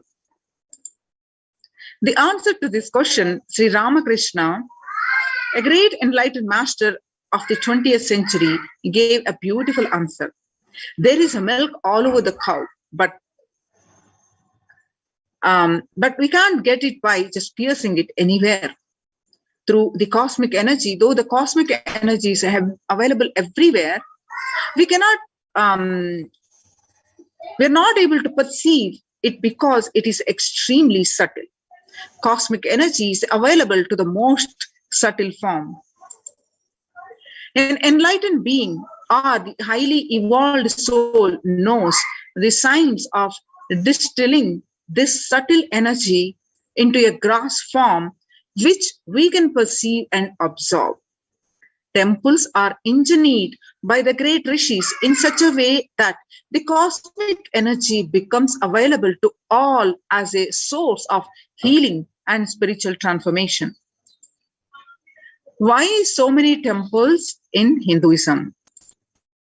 In India, about 90% of all tourist attractions are temples. There are lakhs of temples across length and breadth of India, and in places like Varanasi, for every person living there, there is a temple. But why so many temples? Whatever a civilization thinks as the highest experience, it builds structures related to that. If people in a country think football is the greatest experience, they build magnificent football stadiums all over. If people think education is the greatest experience, they build schools and colleges. For thousands of years, Hindus in India thought of enlightenment and God as the highest experience. So they built temples. For this reason, in any city, there will be a large temple built first, and around it, the city will be built around it. The human body is considered a miniature of the cosmos. And a temple is an expansion of the human frame. Now let us understand the science of temples. For thousands of years, Hindus in India thought of enlightenment and God as the highest experience, so they built temples.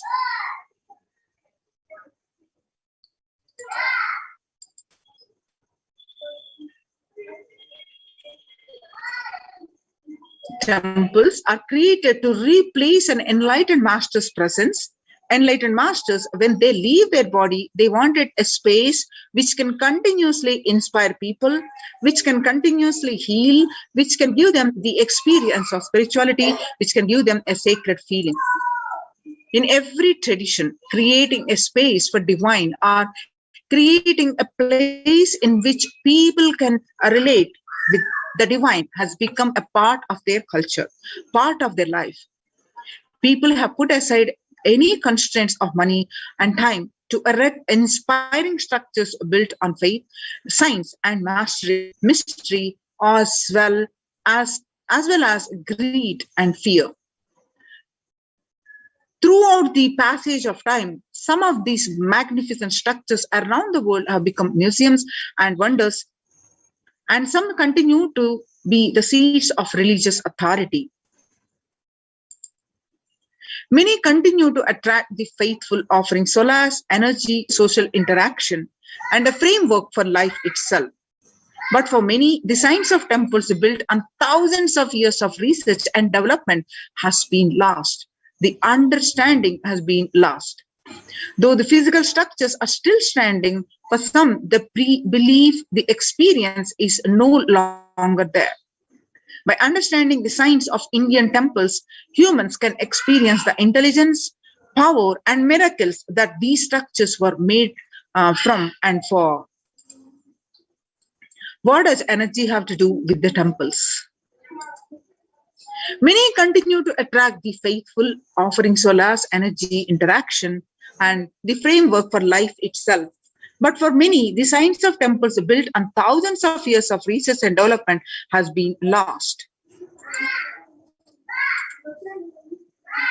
The last statement of science, that whatever exists is energy. The first statement of Upanishad. As research is proving every day the cosmic truths that quantum physics is still struggling to comprehend were already commonplace in the ancient and rich Vedic tradition of India. When Einstein declared that E is equal to mc square, that whatever exists is energy, he confirmed what the Upanishad or the sacred Indian scriptures said thousands of years before. With an enlightened insight into the play of matter and energy that makes up the universe, the Vedic seers had declared more than 10,000 years ago that whatever exists is nothing but energy. Isha Vasham Idam Sarvam. From the Isha Vasha Upanishad, the last statement of science, that is E is equal to mc square, that whatever exists is energy, is the first statement of Upanishad. Isha Vasham Idam Sarvam. Whatever exists is energy. So the last statement of the science is the first statement of the Upanishad. Whatever exists is energy. In modern time, temples are truly the oxygen baths for the souls. Whether one is aware of it or not, a constant energetic exchange is happening between the humans and their environment. People live and move in an ocean of chaotic energies, both positive and negative. On certain levels, people are powerfully influenced by the energies, and thousands of others, the energies of living and working spaces. The residual energies of the objects that are touched and the situations encountered. Energy imbalances in the body are the root cause for a vast majority of ailments, from obesity to insomnia to mood swings. Today, more than ever before, the Vedic intelligence that gave rise to the concept of temples can be appreciated for its ancient and modern technology based on thousands of years of research and development. The powerful positive vibrations present in a temple can flush out negative energies without even being aware of it. The cleansing, recharging, and ultimately purifying of the being can happen effortlessly in a temple, resulting in physical and mental healing. In modern times, temples are truly the oxygen bars for the soul. A temple is more than a building. The entire art of building temples is not mere art. It is a science. Temple architecture is a highly developed science.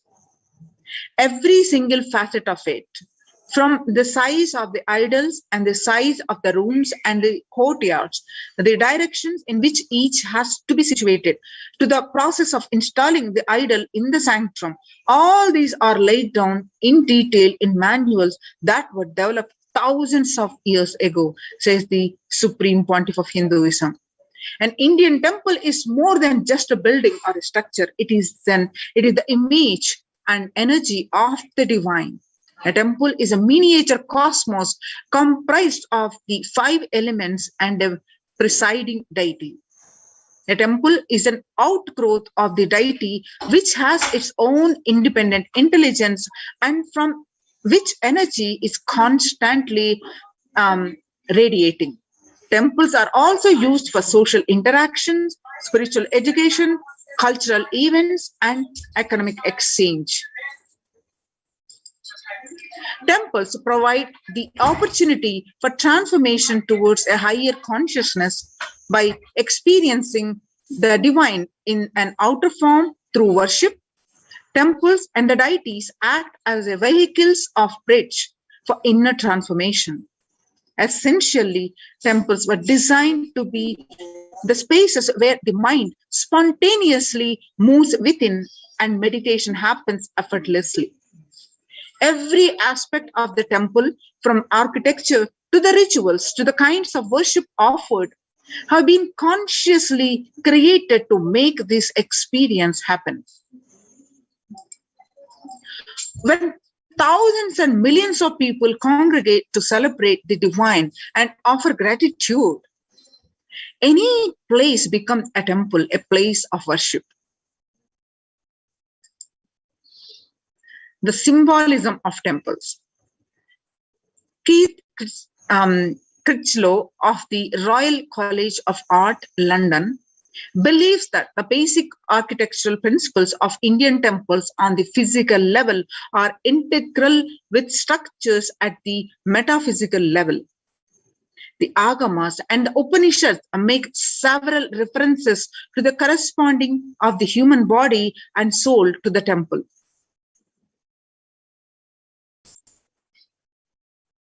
Now, let's watch inauguration of the Golden Temple of Paramashiva in 2018 in the Adi Kailasa Sarvajna Peetham.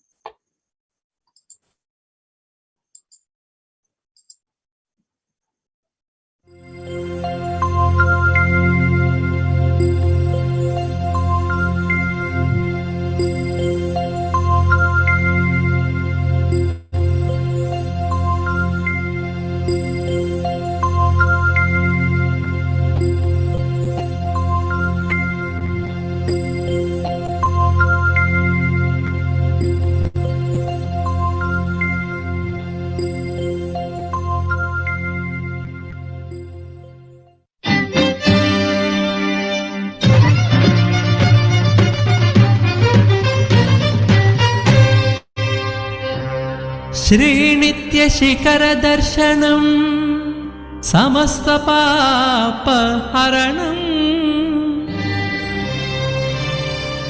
जन्मराहित्यम् अनिभेदोत्तिगदरा Shri Paramhans Nityanand भ्रमरांब दिव्यक्षेत्रम् दर्शिंచి మోక్షమే ఉందండి భక్తులారా.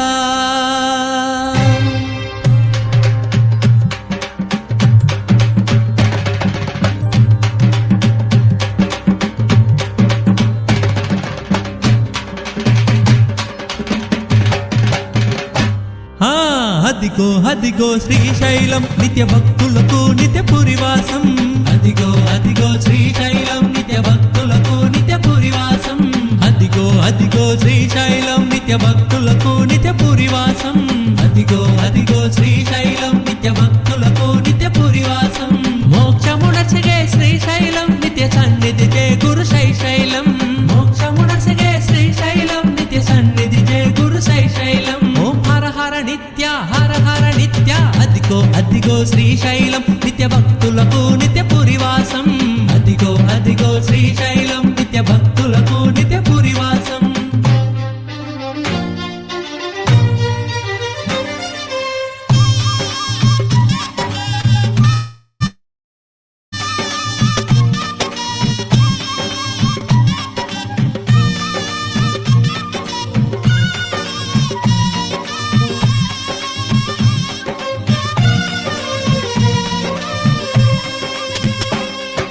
నాలుగు ప్రవేశ ద్వారములు నిత్య సన్నిధికి అభిమార్గములు. నాలుగు ప్రవేశ ద్వారములు నిత్య సన్నిధికి అభిమార్గములు. చిత్తపడము త్రిపురాంతకము నిత్య మహేశ్వర అలంపురం. చిత్తపడము త్రిపురాంతకము నిత్య మహేశ్వర అలంపురం. ప్రతి ద్వారములో తీర్థములు అభి తీర్చుండు భక్తుల కోరికలు. ప్రతి ద్వారములో తీర్థములు అభి తీర్చుండు భక్తుల కోరికలు. నేత్రానందము శైశైలం శుభయోగము కూర్చుండు శ్రీశైలం. నేత్రానందము శైశైలం శుభయోగము కూర్చుండు శ్రీశైలం. ఓం హర హర నిత్య హర హర నిత్య. అదిగో అదిగో శ్రీశైలం నిత్య భక్తులకు నిత్య పురివాసం. అదిగో అదిగో శ్రీశైలం నిత్య భక్తులకు నిత్య పురివాసం. అదిగో అదిగో శ్రీశైలం నిత్య భక్తులకు నిత్య పురివాసం. అదిగో అదిగో శ్రీశైలం నిత్య భక్తులకు నిత్య పురివాసం. మోక్షమునర్చగే శ్రీశైలం నిత్య సన్నిధి జయ గురు శైశైలం. మోక్షమునర్చగే శ్రీశైలం నిత్య సన్నిధి జయ గురు శైశైలం. ఓం హర హర నిత్య హర హర నిత్య. అదిగో అదిగో శ్రీశైలం నిత్య భక్తులకు నిత్య పురివాసం. అదిగో అదిగో శ్రీశైలం నిత్య భక్తులకు నిత్య పురివాసం.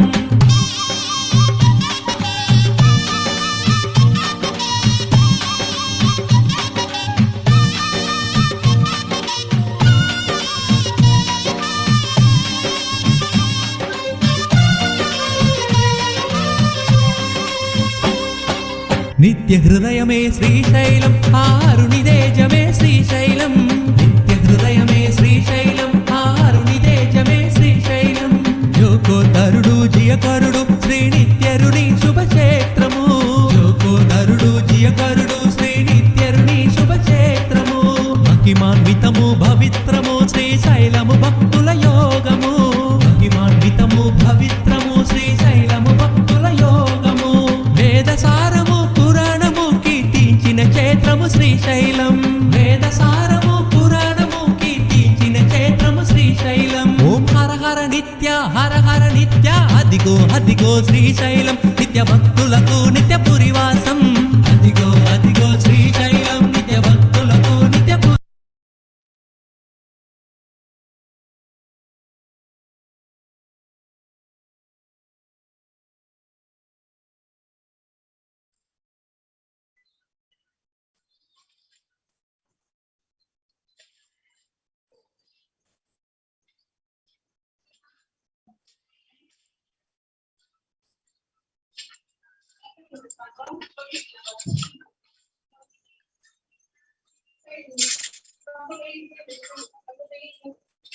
Now, as we are understanding the basics of the temple sciences, now how the Supreme Pontiff of Hinduism continuously of 2+ decades is working tirelessly the revival of the temple sciences and the ecosystems. And let us learn some more details of this. And as you see, the status of the India and across India, the many famous temples are being shut down or closed for an indefinite period of time. You can see some of these examples of the Siddhi Vinayaka temple and the Shirdi Sai Baba temple is closed in Maharashtra, and Puri Jagannath temple to remain closed for public. And not only that, all religious places closed for public in Bhubaneswar. The mass, gurudwaras, not churches, as the city records the highest daily COVID surge. And in Uttar Pradesh, major Mudra temples ban entry of devotees, and in Gujarat, famous Somnath temple is closed for darshan. And in Tamil Nadu, the vandalism happened. And now in the times when COVID-19 is rampant and the ancient temples are in a lockdown because of the risk of the widespread corona disease, the devotees of these temples were visiting and having darshan of their gods and goddesses for thousands of years. At all these ancient sacred sentiments have come to an harming halt after the lockdowns have taken place. The religious fervor of the devotees is being lost due to this pandemic. The Supreme Pontiff of Hinduism, reviving the Kailasa ecosystem and bringing all the ancient traditions of the online platforms and on Kailasa TV, YouTube, and Facebook. So now, let us understand why deity worship with the blessings of the Supreme Pontiff of Hinduism. In his own words, that please understand, deities are not mere idols. They are the embodiment of ideals. We do not worship the idols. We worship the ideals represented through the idols. When the divine is present before him, in a form he can see, touch, and relate to, the transmutation becomes an easy and joyful process. Second, the deities in a real kshetra are always in the form of ancient masters and enlightened beings. Even though no longer in the body, they can be invoked through the name or form they used while in the physical plane. When we pray to the deity or chant his name, the corresponding divine vibration is automatically awakened and becomes available on the energy plane and guide and bless us. The Supreme Pontiff of Hinduism says, we mastered the science of bringing the divine to the deities and expressing the divine through the deities. The whole science has been mastered in the Vedic tradition. The revival of the temples will be the revival of the world peace and world bliss. The revival of temple culture, the deity worship, where people are made to look in. That is where the revival of Sanatana Dharma, the Advaita Satya, is going to happen. The divine has got the infinite auspicious qualities. In Sanskrit, we call Ananta Kalyana Gunas. For example, Shiva saved Markandeya from death, and that became an independent deity as Kala Kala. Same way, he danced in ecstasy, and that action became Nataraja. Vishnu's very action of showering blessings on the world becomes Lakshmi. And Brahma's very action of continuously, constantly sharing the wisdom becomes Saraswati. So each of the actions of the ultimate becomes independent intelligence and energy. When you connect with those independent intelligences, those deities, whatever you want immediately happens. Whatever result you want, worship with rites, those divine energies who are the personification of those specific actions. Immediate results are achieved by connecting with those deities. In this world, this can be a powerful method through which you can achieve whatever you want in your life. So join in Kailasa's COVID care protection centers, the temple-based ecosystems. The register now through the link below, https://kailasa.org/Kailasa care. Kailasa's temple ecosystems span across the globe, and Kailasa is a place where everything related to super consciousness is revived. All the sampradayas, the sampradaya is a multiple arms of the Hinduism. each exploring the science of awakening the individual's peak possibility in a unique, time-tested, foolproof way. All the spiritual ecosystems created for enlightenment will be revived and established in such a way it never gets lost again. They are there forever serving the humanity. Now let's listen from the Supreme Pontiff of Hinduism, the revival of the temple ecosystems. I am going to revive Hinduism by setting up a model community, enlightenment ecosystem. I am going to create absolutely from the scratch newly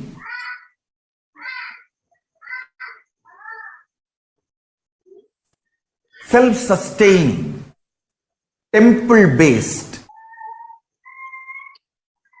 Hindu ancient enlightenment ecosystem and civilization based on that. Understand? Kailasa is reviving the ancient Hindu enlightened civilization.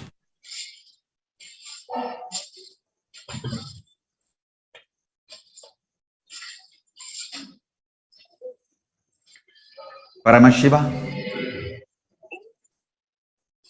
himself manifested this Kailasa Mandala, the enlightenment ecosystem, and the lifestyle.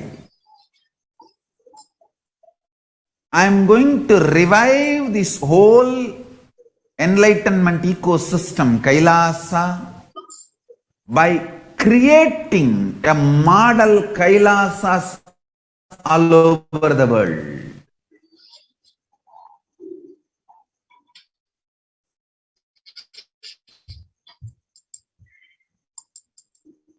In adulation of violence in recent lifestyle has enabled disruption in several nations, affecting millions of lives with mental distress, physical health elements, defalcation of food supply, and pinpointed destruction to the infrastructure of several countries. The Supreme Pontiff of Hinduism, Bhagwan Nithyananda Paramashivam, has dedicated his entire life and made his mission to bring global peace from the ground level through the Kailasa's Department of Religion and Worship and the Department of Human Sciences, to bring harmony in humanity, to create a life of freedom and peace for every individual on the planet through the revival of the temple ecosystems. The director of the National Institute of Mental Health, Joshua Gordon, pointed out that environmental factors present both risk and protective influences on mental health. He grouped such factors into three types: individual factors such as the microbiome, and the natural and built components include green spaces, housing, and highways, which may play a role in health disparities. The third, the social factors like family structure, poverty, and other social determinants of health. From 1994 to this date, the Supreme Pontiff of Hinduism has worked tirelessly in the revival of the temple ecosystems globally.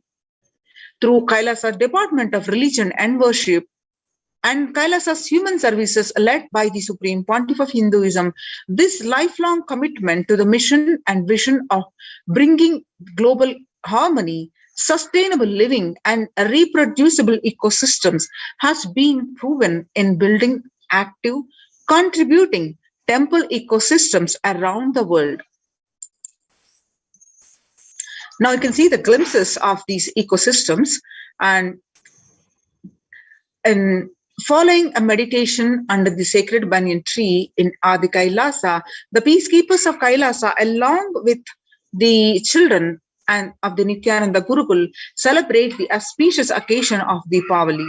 The pictures that you're seeing are taken Adi Kailasa Sarvagyapeetham on 21st October 2006. And the pictures that you're seeing are from the participants of the Paramashivoham meditation workshop in the year 2018. Take part in the celebrations of traditional flag hoisting ceremony at the Adi Kailasa Sarvagyapeetham taken on 22nd December. And the Supreme Pontiff of Hinduism conducting the Nithyananda Spurana Convention, which is also called the Life Bliss Program Level 2, a meditation workshop, and which was taken on 14th December 2006. And similarly, the Supreme Pontiff of Hinduism conducting the Nithyananda Spurana Convention, which is also called Life Bliss Program Level 2, at the St. Peter's Engineering College, Chennai. These pictures are taken on 17th December 2006. And some more glimpses that you're seeing now are the peacekeepers of Kailasa and the Supreme Pontiff of Hinduism embark on the Himalayan Yatra, the traditional sacred pilgrimage to the Himalayan mountains and up the river Ganga. The pictures are taken Harshil, India, where on 26th May 2006. The pictures that you are seeing are the temple ecosystem of Tiruvannamalai. Serves as the driving factor in maintaining the lifestyle of health, wealth, and well-being for the citizens of Tiruvannamalai. The pictures and where you find the Supreme Pontiff of Hinduism is waving the flag to the lakhs of devotees who are participating in a procession in a temple festival. And the pictures that you are seeing now, the peacekeepers of Kailasa and the participants of the Paramashivoham meditation workshop puja are ritualistic worship. The pictures are taken in 31st December 2018. The pictures you are seeing are the distribution of sweet butter as a part of the Krishna Janmashtami celebrations. This celebration of Lord Krishna's birthday, the pictures are taken at the Adi Kailasa Sarvagyapeetham on 17th August 2014. And some more pictures that you are seeing on the same day of the Krishna Janmashtami celebrations, where the Supreme Pontiff of Hinduism, along with the peacekeepers of Kailasa, playfully, blissfully celebrating the festival. And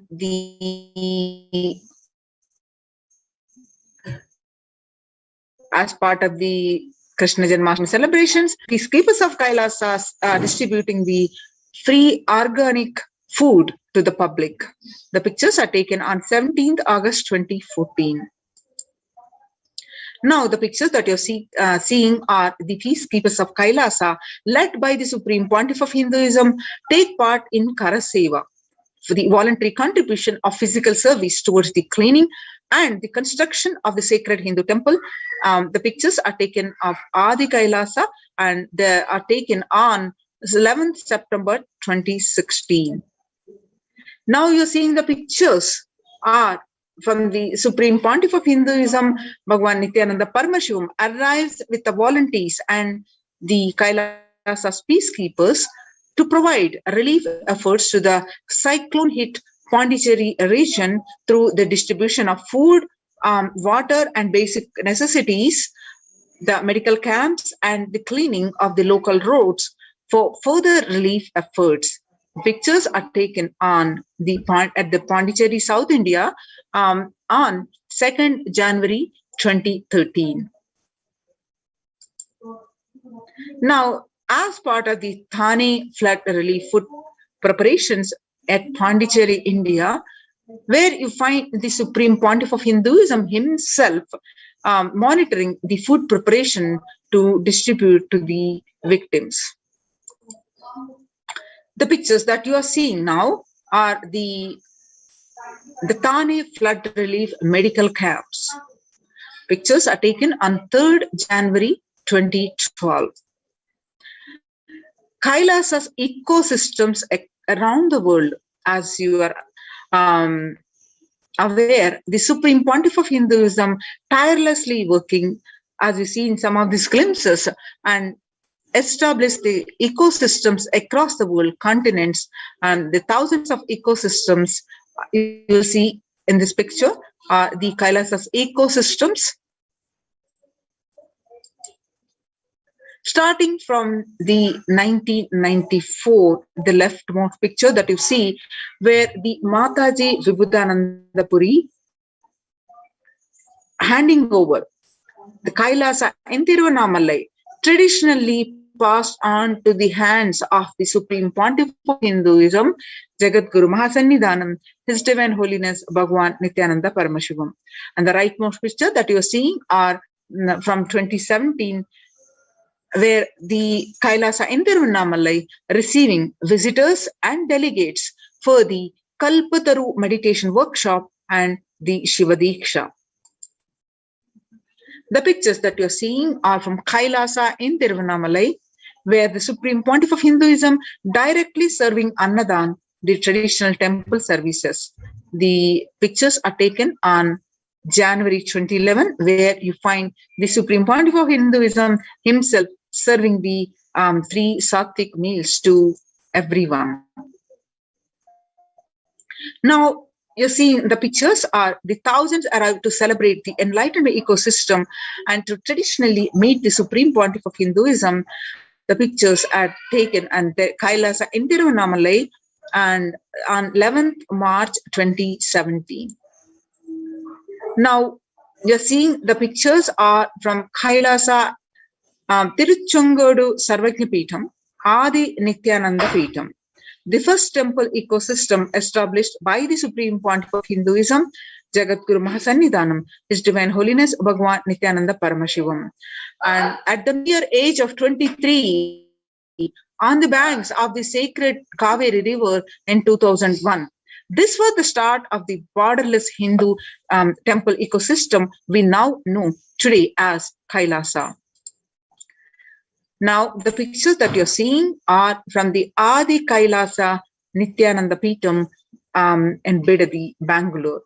After having a vision of the sacred banyan tree, the Supreme Pontiff of Hinduism has established the Adi Kailasa temple ecosystem with the same banyan tree at his heart, the main headquarters of the Kailasa. The pictures are taken where at the 2003, where the Supreme Pontiff of Hinduism doing the Bhumi Puja, the worship of the Mother Earth, and putting the first stone brick for this Sarvajna Peetham. And the rightmost picture that you're seeing is the sacred banyan tree. The sacred banyan tree that you see, the leftmost, is called Kalpa Vriksha. And you can see this Kalpa Vriksha tree and the deities Nithyanandeshwara Paramashiva, Nithyanandeshwari Paramashakti, and the Nithyanandeshwara Linga. You can see continuously the temple ecosystem of Adi Kailasa is continuously available to all of you from wherever you are. You can see from the live stream. And you can see the continuous flow of worship and temple services that are happening. And the pictures that you're seeing are from Kailasa in Columbus, Ohio, United States of America. The first temple established by the Supreme Pontiff of Hinduism outside of India.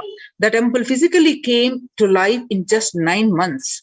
The chief presiding deities of the temple of Nithyanandeshwara Paramashiva and Nithyanandeshwari Paramashakti. The deities are 7 feet tall, made of granite and weighing 6 tons.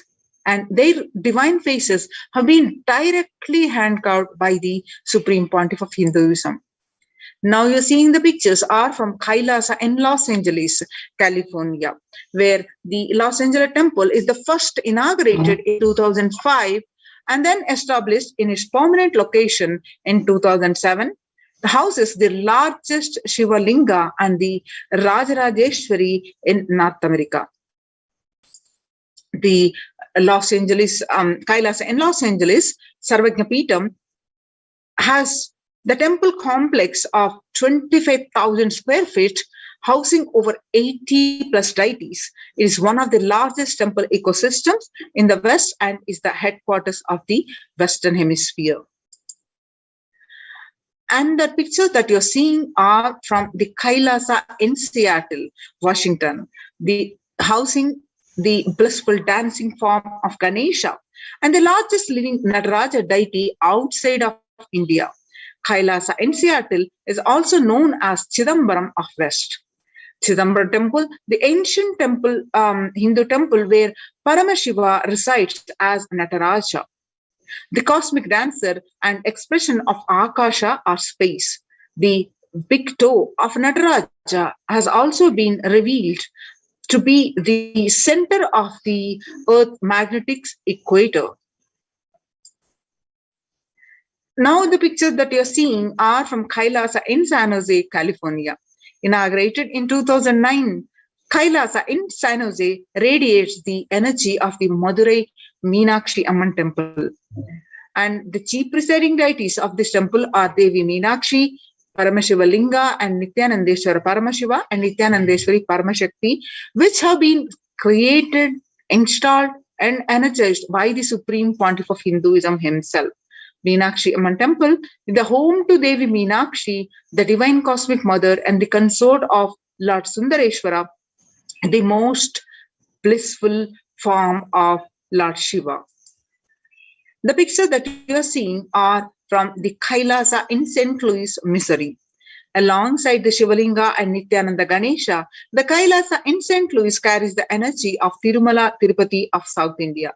And houses one of the tallest Venkateshwara deities in North America, along with his consorts Sri Devi and Bhudevi. The beautiful landscape nestled among the woods and rolling hills of Missouri stretches for 20 acres. The Tirumala Tirupati is one of the most beloved of Lord Vishnu, whose temple is the most visited of any religion in the world. The pictures that you are seeing are from Kailasa in Phoenix, home to over 21 deities and with the temple structure of over 2,500 square foot. Kailasa in Phoenix has been directly established by the Supreme Pontiff of Hinduism, serving as an energy field of worship, meditation, and celebration for over 7 years. Now, the pictures that you're seeing are from Kailasa in Houston, Texas. Formally inaugurated in 2017, the Supreme Pontiff of Hinduism has declared the Kailasa in Houston as the Parihara Sthala for all the Navagraha doshas. The Parihara Sthala, place where all the ill effects of the 9 celestial bodies are removed. The picture that you're seeing are from Kailasa in Toronto. Inaugurated on July 2011, Kailasa in Toronto is the only Hindu temple in the West with all the 63 Naimanas and 18 Siddhas residing as deities. The temple deities here are seated exactly as they existentially preside in Kailasa around Paramashiva, the primordial deity of Hinduism. Naimanas are the most endearing and notable saints of Hinduism. Siddhas are the meaning accomplished, perfected ones. Active and alive from 2011 onwards, Kailasa in Toronto has been blessed to radiate the superconsciousness energy of Kailasa. This temple ecosystem goes on providing various temple services to the community, such as Annadan and the traditional Hindu ceremonies. Kailasa's Department of Religion and Worship, Kailasa's Human Services, and each of Kailasa's temple ecosystems consider the right of happiness to be the highest fundamental right of all human beings, in fact, all beings. The ultimate goal for Hinduism and Kailasa, led by the Supreme Pontiff of Hinduism, is the material and the spiritual well-being and prosperity of humanity. So, join now in the Kailasa's COVID care protection centers. Register now through the link below, https://kailasa.org/Kailasa care. The link again, https:// kailasa.org, KAILASA.org KAILASACARE. So with this, let's move on to the next segment. Please sit straight and we'll be moving on to the Satsang. Please sit straight. Inhale deeply, exhale deeply. Chant the Mahavakya. Om Nithyananda Paramashivoham. Om Nithyananda Paramashivoham.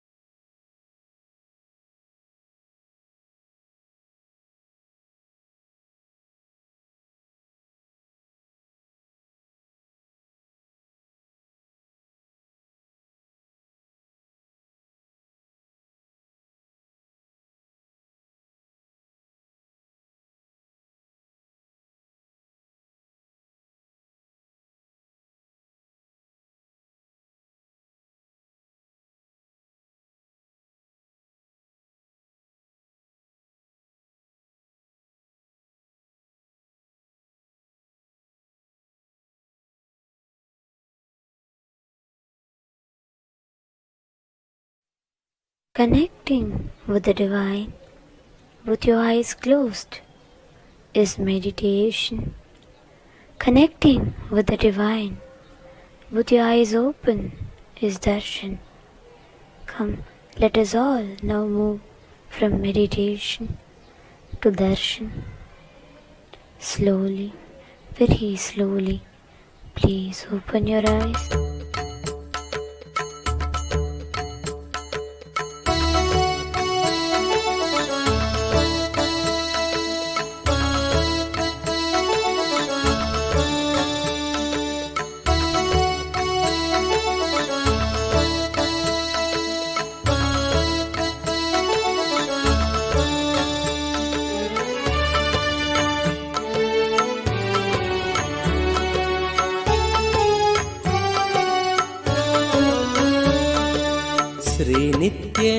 श्रीनित्यनन्दार्थबन्धो भस्मलिप्ताङ्गगाङ्गेय कारुण्यसिन्धो श्रीनित्यनन्दार्थबन्धो भस्मलिप्ताङ्गगाङ्गेय कारुण्यसिन्धो श्रीनित्यनन्दार्थबन्धो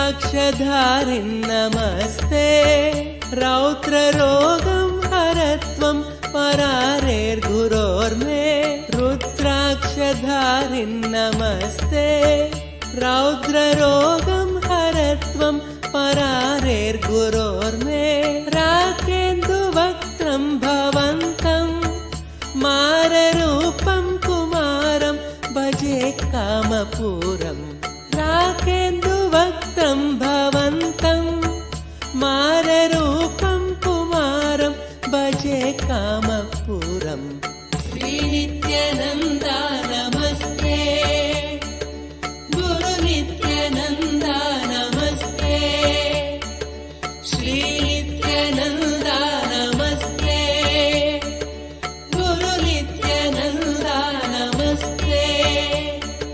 श्रीनित्यनन्दार्थबन्धो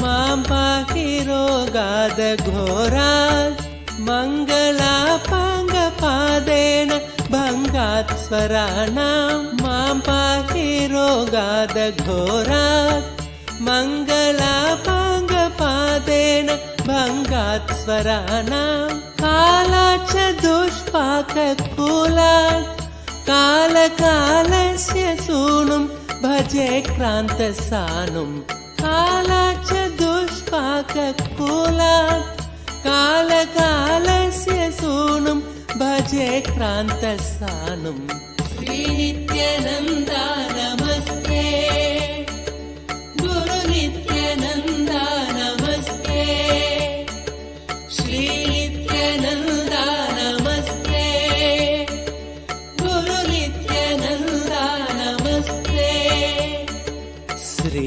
नित्यानन्दात् बन्धो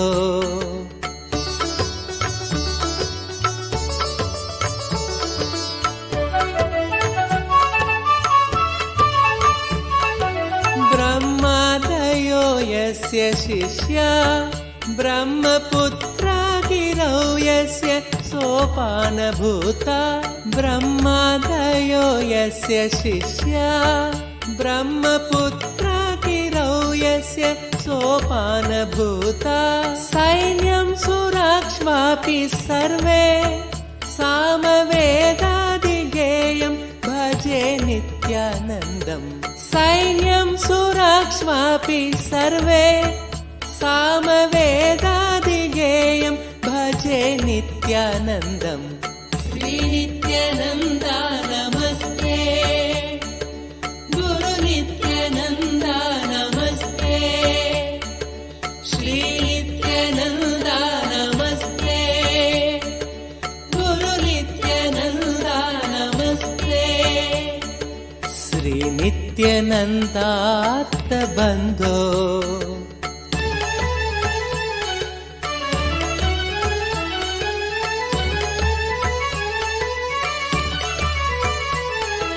काषाय संवीतगात्रं कामरोगादिसंहारि भिक्षान्नपात्रं काषाय संवीतगात्रं कामरोगादिसंहारि भिक्षान्नपात्रं कारुण्यसम्पूर्णनेत्रं शक्तिहस्तं पवित्रं भजे नित्यानन्दम् कारुण्यसम्पूर्णनेत्रं शक्तिहस्तं पवित्रं भजे नित्यानन्दम् श्री नित्यानन्दा नमस्ते गुरु नित्यानन्दा नमस्ते श्री नित्यानन्दा नमस्ते गुरु नित्यानन्दा नमस्ते श्री नित्यानन्दात् बन्धो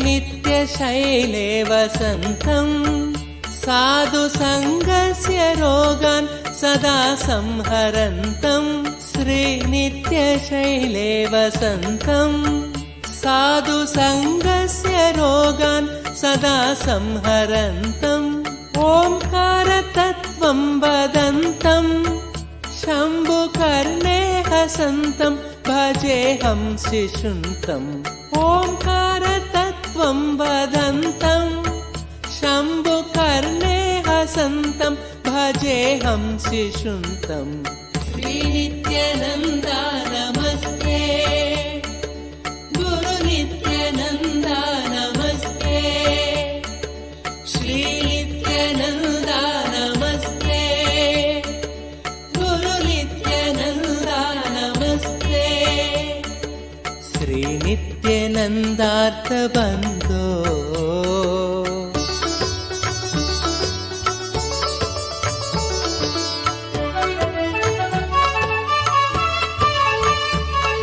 स्तोत्रं कृतं चित्रचित्रं दीक्षितानन्दरामेण सर्वार्थसिद्ध्यै स्तोत्रं कृतं चित्रचित्रं दीक्षितानन्दरामेण सर्वार्थसिद्ध्यै भक्त्या पठेत्यप्रभाते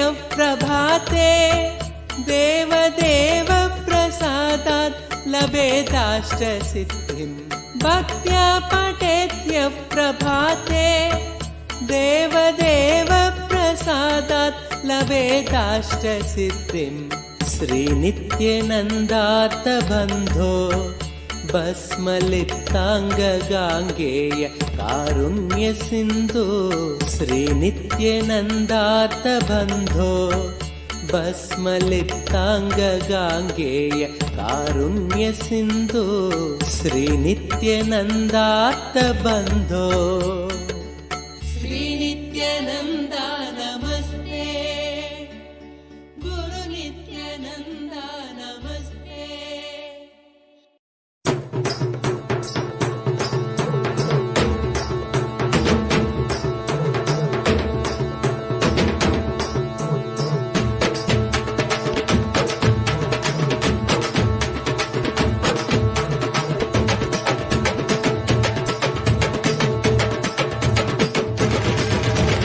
வெள்ளிமலை கைலை விட்டு நித்யானந்தனே தங்கமலை அருணை வந்தாய் நித்யானந்தனே வெள்ளிமலை கைலை விட்டு நித்யானந்தனே தங்கமலை அருணை வந்தாய் நித்யானந்தனே நித்யானந்தனே நீ பரபிரம்மானந்த ஞானி ஆனந்தானுபவத்தை இங்கு அருள வந்த சாமி நித்யானந்தனே நீ பரபிரம்மானந்த ஞானி ஆனந்தானுபவத்தை இங்கு அருள வந்த சாமி வெள்ளிமலை கைலை விட்டு நித்யானந்தனே தங்கமலை அருணை வந்தாய் நித்யானந்தனே வெள்ளிமலை கைலை விட்டு நித்யானந்தனே தங்கமலை அருணை வந்தாய் நித்யானந்தனே.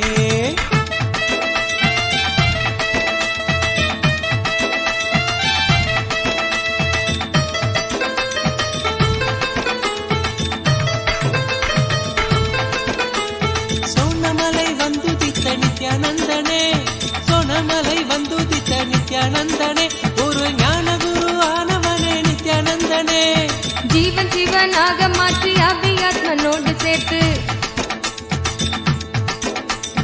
ஜீவன் சிவனாக மாற்றி அபியாத்மனோடு சேர்த்து ஆனந்தத்தின் எல்லை காட்டும் நித்யானந்தனே நித்யானந்தனே நீ பரபிரம்மானந்த ஞானி ஆனந்தானுபவத்தை இங்கு அருள வந்த சாமி நித்யானந்தனே நீ பரபிரம்மானந்த ஞானி ஆனந்தானுபவத்தை இங்கு அருள வந்த சாமி வெள்ளிமலை கைலை விட்டு நித்யானந்தனே தங்கமலை அருணை வந்தாய் நித்யானந்தனே வெள்ளிமலை கைலை விட்டு நித்யானந்தனே தங்கமலை அருணை வந்தாய் நித்யானந்தனே.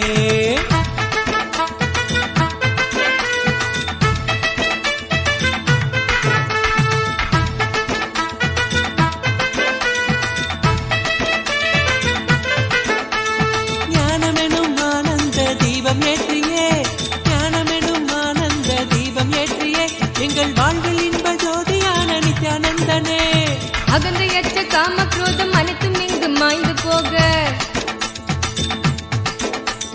அகந்தையற்ற காம குரோதம் அனைத்தும் இங்கு மாய்ந்து போக தியானந்தனை தானமாக தந்த தெய்வமே நித்யானந்தனே நீ பரபிரம்மானந்த ஞானி ஆனந்தானுபவத்தை இங்கு அருள வந்த சாமி நித்யானந்தனே நீ பரபிரம்மானந்த ஞானி ஆனந்தானுபவத்தை இங்கு அருள வந்த சாமி வெள்ளிமலை கைலை விட்டு நித்யானந்தனே தங்கமலை அருணை வந்தாய் நித்யானந்தனே வெள்ளிமலை கைலை விட்டு நித்யானந்தனே தங்கமலை அருணை வந்தாய் நித்யானந்தனே.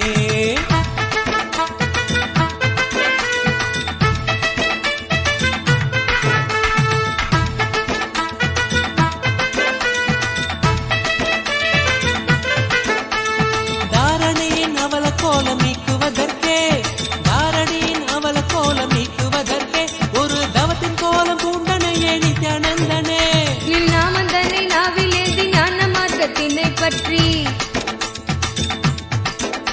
நின் நாமந்தனை நாவிலேந்தி ஞான மார்க்கத்தினை பற்றி வாழ்வில் பெரும் பேறு பெற்றோம் நித்யானந்தனே நித்யானந்தனே நீ பரபிரம்மானந்த ஞானி ஆனந்தானுபவத்தை இங்கு அருள வந்த சாமி நித்யானந்தனே நீ பரபிரம்மானந்த ஞானி ஆனந்தானுபவத்தை இங்கு அருள வந்த சாமி வெள்ளிமலை கைலை விட்டு நித்யானந்தனே தங்கமலை அருணை வந்தாய் நித்யானந்தனே வெள்ளிமலை கைலை விட்டு நித்யானந்தனே தங்கமலை அருணை வந்தாய் நித்யானந்தனே ஆனந்த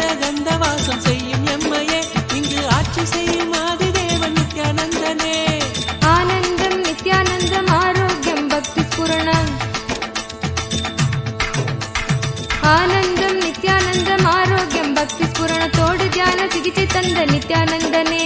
நித்யானந்தனே நீ பரபிரம்மானந்த ஞானி ஆனந்தானுபவத்தை இங்கு அருள வந்த சாமி. நித்யானந்தனே நீ பரபிரம்மானந்த ஞானி ஆனந்தானுபவத்தை இங்கு அருள வந்த சாமி. வெள்ளிமலை கைலை விட்டு நித்யானந்தனே தங்கமலை அருளை வந்தாய் நித்யானந்தனே. நித்யானந்தனே நீ பரபிரம்மானந்த ஞானி ஆனந்தானுபவத்தை இங்கு அருள வந்த சாமி. நித்யானந்தனே நீ பரபிரம்மானந்த ஞானி ஆனந்தானுபவத்தை இங்கு அருள வந்த சாமி. அகமாகி ஜெகமாளும் ஆதிசக்தி நீ நித்ய அவதாரமாய் வந்து வாழும் சக்தி நீ. வல்வினைகள் வீட்டிடவே கொண்ட துயர் மாய்த்திடவே. வல்வினைகள் வீட்டிடவே கொண்ட துயர் மாய்த்திடவே வாழ்வின் பொருளாக நின்ற நித்திய சக்தி நீ.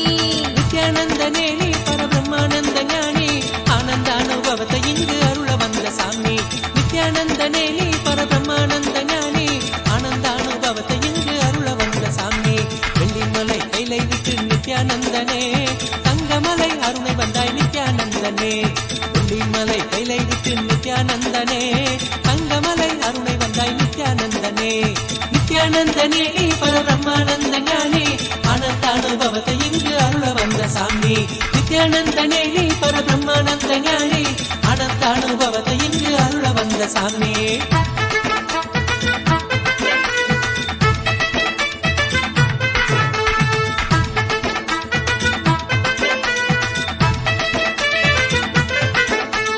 ஞானபீட தாரகையாம் நித்யானந்தனே எங்கள் வாழ்வில் சாரமானவனே நித்யானந்தனே.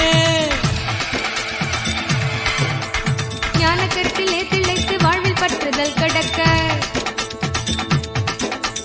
ஞான கருத்திலே திளைத்து வாழ்வில் பற்றுதல் கடக்க தாளினையே பற்றுகின்றோம் நித்யானந்தனே. நித்யானந்தனே நீ பரபிரம்மானந்த ஞானி ஆனந்தானுபவத்தை இங்கு அருள வந்த சாமி. நித்யானந்தனே நீ பரபிரம்மானந்த ஞானி ஆனந்தானுபவத்தை இங்கு அருள வந்த சாமி. வெள்ளிமலை கைலை விட்டு நித்யானந்தனே தங்கமலை அருணை வந்தாய் நித்யானந்தனே. வெள்ளிமலை கைலை விட்டு நித்யானந்தனே தங்கமலை அருணை வந்தாய் நித்யானந்தனே. நித்யானந்தனே நீ பரபிரம்மானந்த ஞானி ஆனந்தானுபவத்தை இங்கு அருள வந்த சாமி. நித்யானந்தனே நீ பரபிரம்மானந்த ஞானி ஆனந்தானுபவத்தை இங்கு அருள வந்த சாமி. ஆனந்தானுபவத்தை இங்கு அருள வந்த சாமி.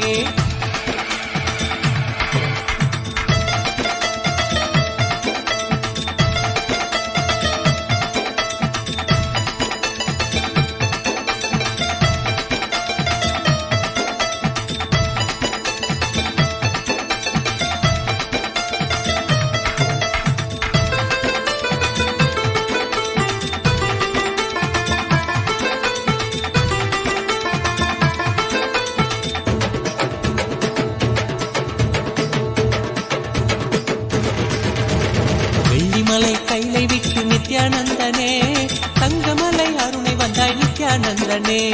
வெள்ளிமலை கைலை விட்டு நித்யானந்தனே தங்கமலை அருணை வந்தாய் நித்யானந்தனே. நித்யானந்தனே நீ பரபிரம்மானந்த ஞானி ஆனந்தானுபவத்தை இங்கு அருள வந்த சாமி. நித்யானந்தனே நீ பரபிரம்மானந்த ஞானி ஆனந்தானுபவத்தை இங்கு அருள வந்த சாமி. வெள்ளிமலை கைலை விட்டு நித்யானந்தனே தங்கமலை அருணை வந்தாய் நித்யானந்தனே. வெள்ளிமலை கைலை விட்டு நித்யானந்தனே தங்கமலை அருணை வந்தாய் நித்யானந்தனே.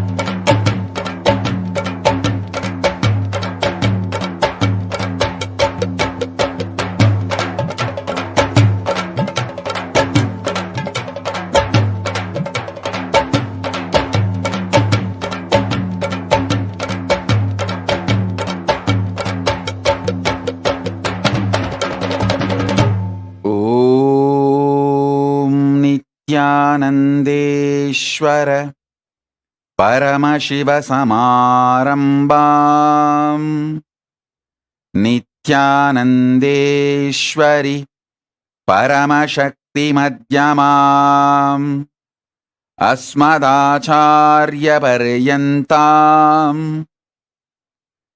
वन्दे गुरुपरम्पराम्.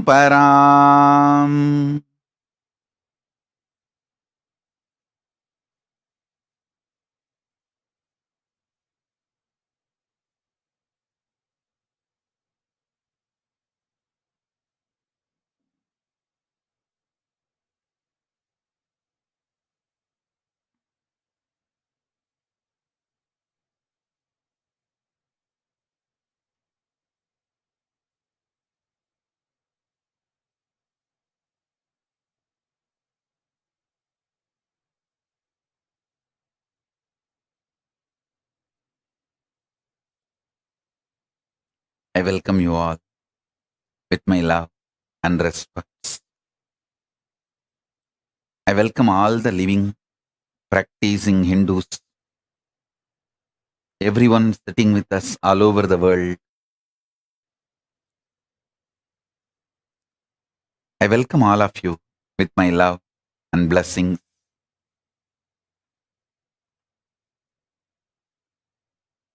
Paramashiva's message directly from Kailasa.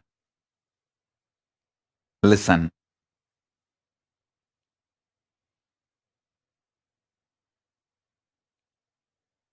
Conscious sovereignty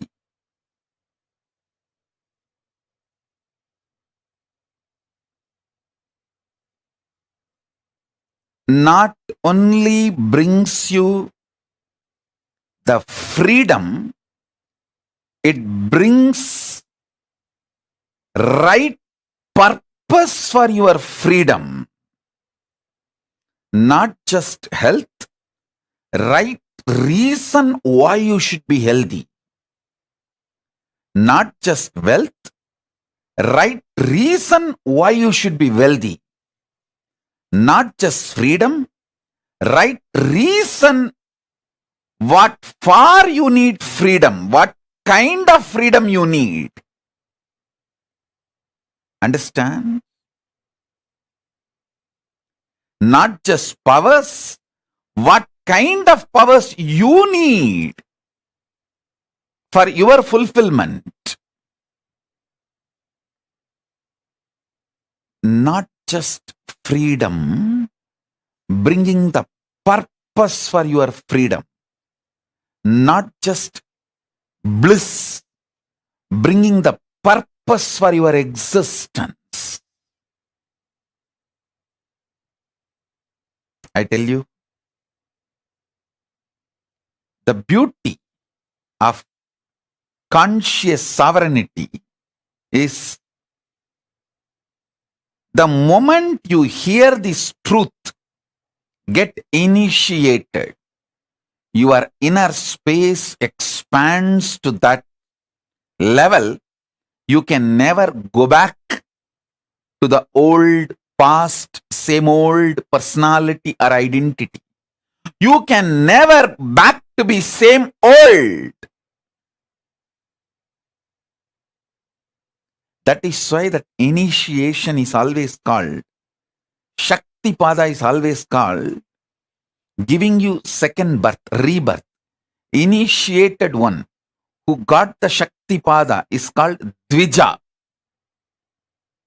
reborn. Because once you receive Shakti Pada, you can never go back to the same old existence, same old identity. Once in a while you can have mood swing, that's your freedom. But you can never go back to be the same person.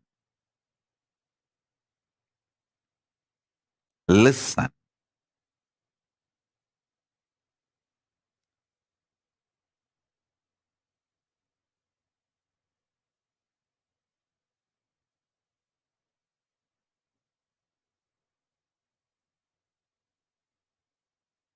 The most beautiful absolutely beautiful thing that can happen to life is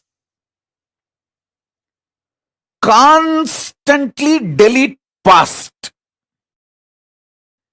Constantly upgrade yourself. The more and more you get into a space where you cannot go back to your past, the more and more you will find higher way of existing. Higher form of existing. Listen.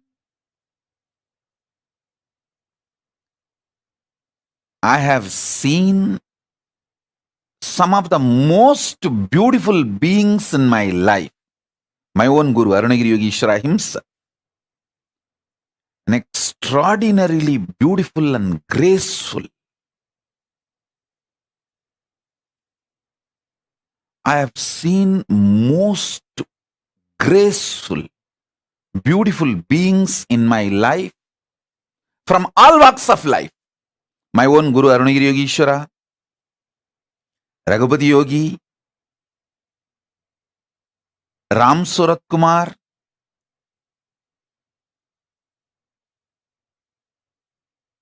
at least all these names I uttered, they are all not bound by certain responsibility or organization or organized living.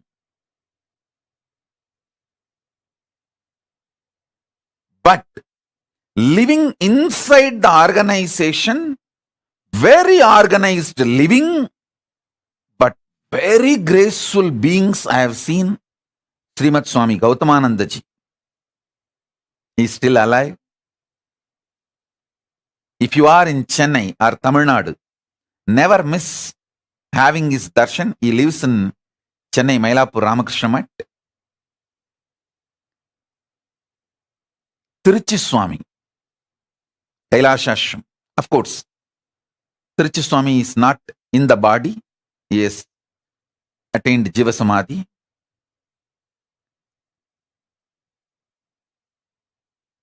Some of these beings, especially Srimad Swami Gautamananda ji, he is within the organization.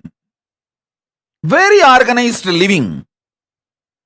But I have seen him in close quarters.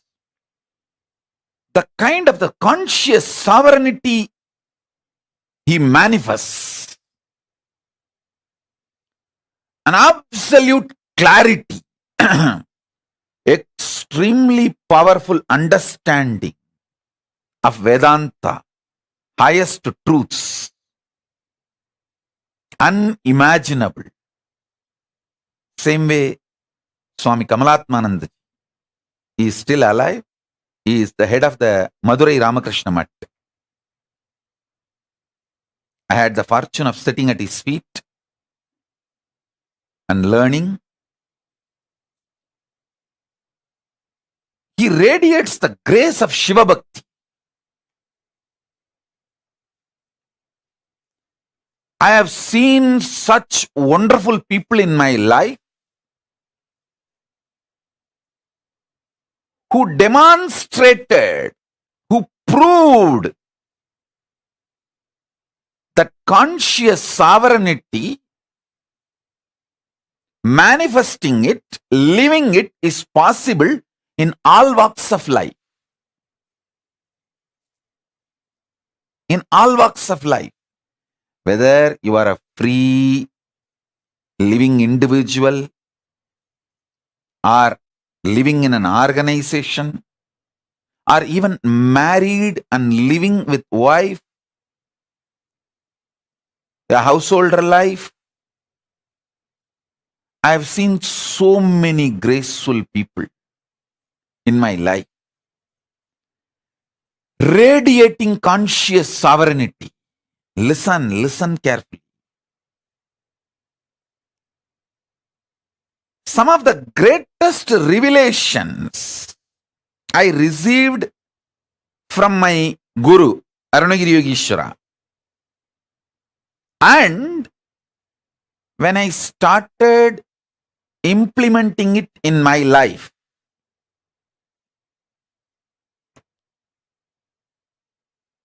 And when I started teaching, and when my disciples who are initiated by me, when they started implementing in their life, and when they came back and gave me the feedback, the right, wrong, good, bad, success, failure,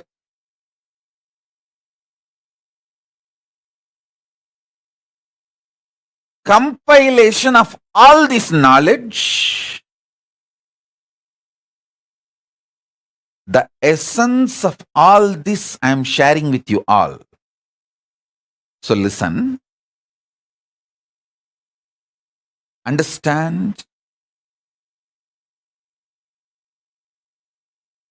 3 things I wanted to convey. Conscious sovereignty brings not just health for the way you want to live your life.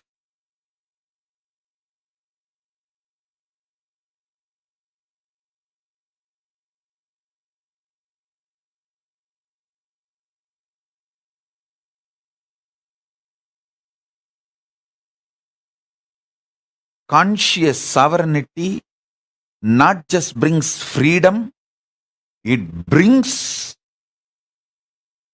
freedom with a purpose. For example,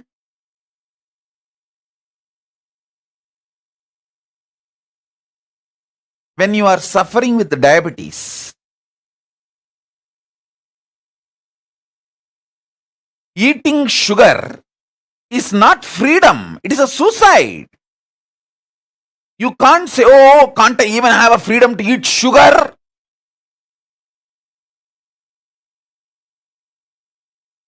People cry, saying, are they kept in prison? Don't they have the freedom to eat sugar? Hey, listen. When you are having diabetic, freedom to eat sugar is not freedom, it is suicide. Freedom to have the food for your health in a tasty way is freedom.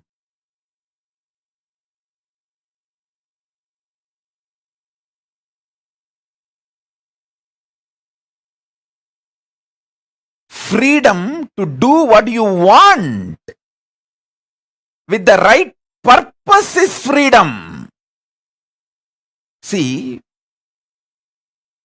realizing the right purpose of your life and having freedom to live it, progress towards it is freedom. I feel so happy when I see Soumya and her mother, both of them in the Hyderabad, when they come, religiously they will sit. Especially mother is elderly person, but even if she feels little sleepy, because now it's already 11 o'clock, late night in India.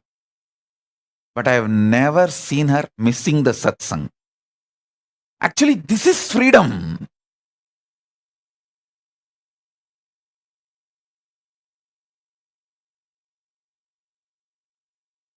Even some of the Adinavasis are not that regular. They try to crib, saying, oh, are we put in jail or what? Anytime the satsang, we will have to come and sit or what? 11 o'clock, are we not having freedom to sleep? Hey, when there is a satsang going on,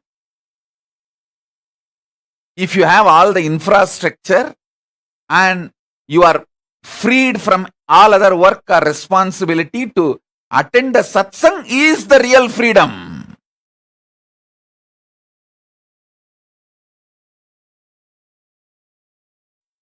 So freedom with a purpose.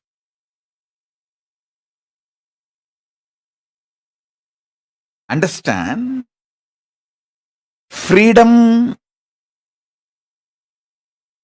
for your purpose is the freedom.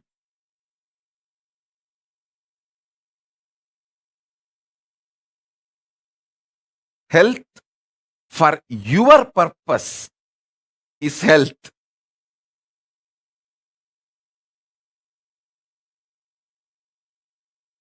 Wealth for your purpose is wealth.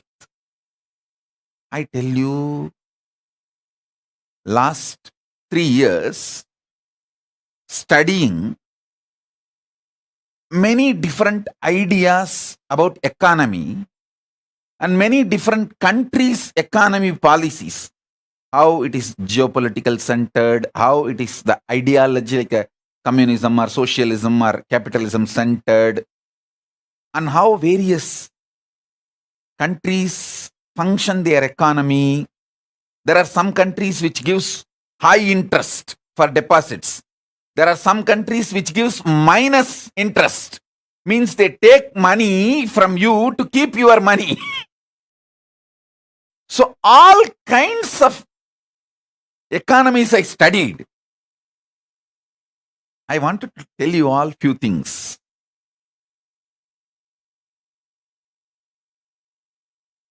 It is actually knowing your higher purpose, conscious sovereignty makes you really wealthy. I tell you, still planet Earth functions based on Varnashrama Dharma. Cosmos functions on Varnashrama Dharma. After studying so many countries' economical policies, how the economies are kept alive, to come up with a right economical policy closest to Veda-agamas. See, I wanted to implement the Veda-agamas as it is, map it as it is. So the closest possible structure on which I can map, so I can fine-tune the whole thing to focus as Paramashiva wanted, the whole Vedagamic civilization. So I have spent huge resources, energy, time, ultimately Paramashiva's blessings and Samadhi and revelations he gives in Samadhi. With everything I thoroughly analyzed, I came to the realization, planet Earth runs based on Varnashrama Dharma. Wherever Vaishyas exist with their Vaishya Dharma, that nations become wealthy. The economical intellectuals, their thought currents, and the ecosystem they want to nourish. I am studying the Japanese economical intellectuals and the ecosystem they are nourishing. The US economical intellectuals and the ecosystem they are nourishing. The Indian economical intellectuals and the ecosystem they are nourishing. All this I studied. Finally, I realized, I could see clearly what exactly Paramashiva revealed in Vedas and Agamas and penned down in Dharmashastras. That exact Varnashrama Dharma is the most successful strategy for life. I was studying elaborately.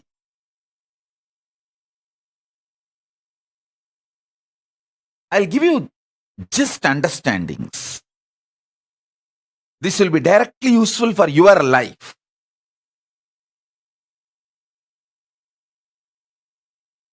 there are many countries which attract the investments which is not needed for them.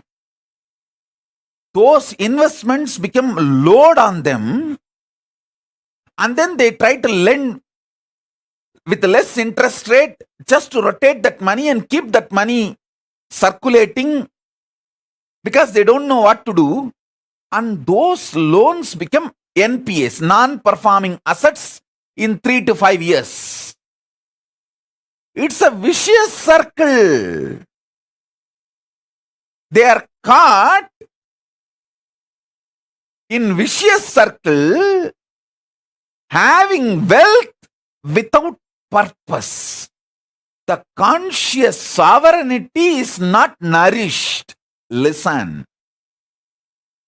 If the conscious sovereignty in you is nourished, you build muscles, not fat. You build strength, not load. Same way in your economic principles. I am not saying money is bad. Be very clear. Money is good when you have the purpose. If not, you will not know what to do with it. I have always seen how the Indian middle class people think, first let me become engineer, then I will think what I want to become in my life. By the time you become engineer, you are already a fool and you don't know what to do with your life. And you don't even, actually after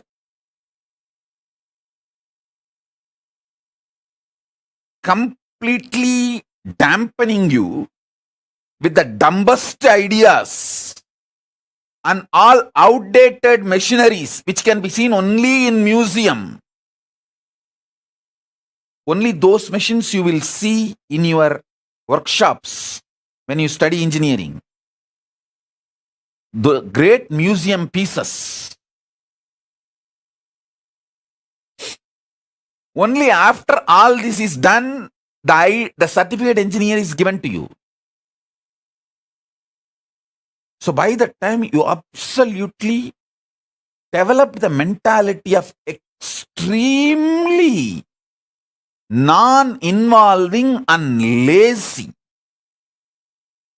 and your expectation, just because you are here, the society should serve you. That mentality is the source of all corruption you find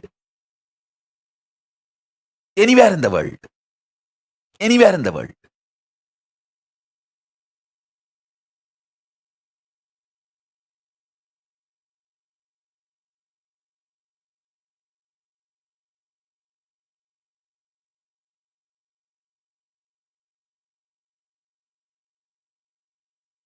Listen carefully.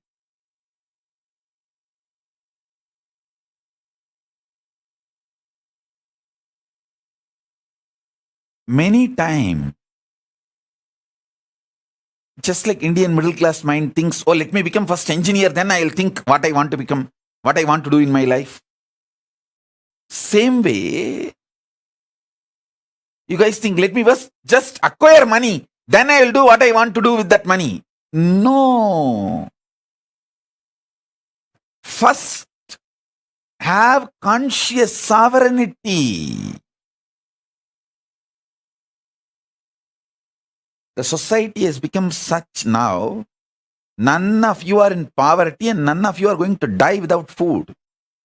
The moment you found your basic needs, food, shelter, clothes, focus on conscious sovereignty, realizing the core purpose of your existence. That will tell you the purpose for which you want wealth. So when you start working for wealth itself, you will continue to fulfill the purpose. So your life itself will be a joy. Your path and goal will be one and the same. You will be enjoying the very path, not waiting for the goal to celebrate your life. The path itself becomes celebration. I tell you, person who made path itself as a celebration lives in eternal vacation. See, I live in eternal vacation.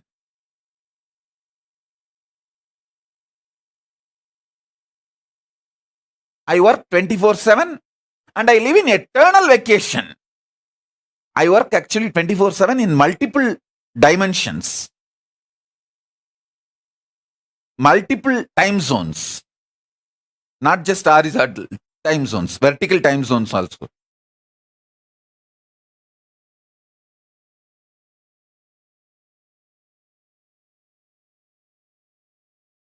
Understand,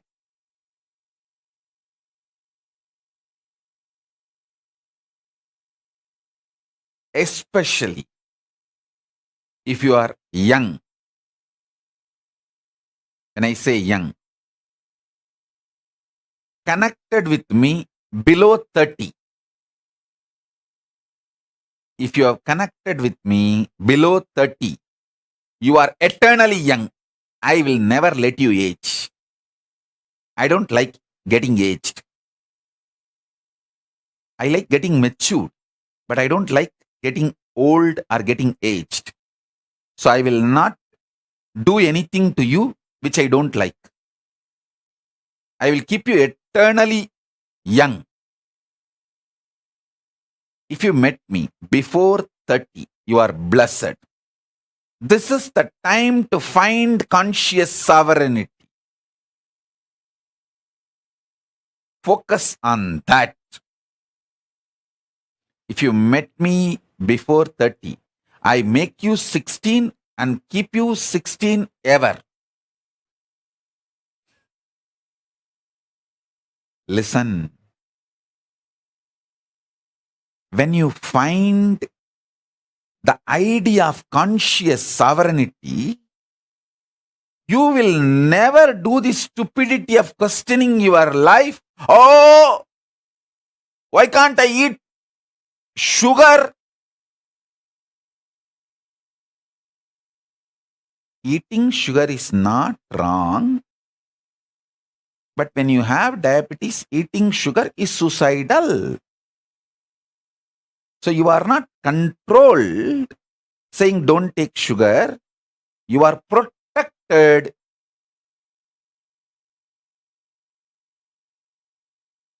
With the understanding taking sugar is suicidal when you are diabetic. Even otherwise, taking sugar is not good for health. That is separate. I am telling you, listen. People think, let me find wealth, then I'll decide what I want to do. Hey, by the time you find wealth, you abused you and built a wrong mental setup. When will you break that? Breaking that becomes a big headache.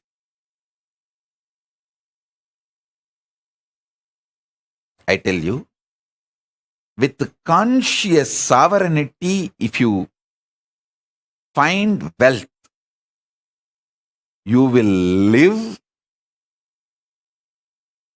in absolute aparigraha.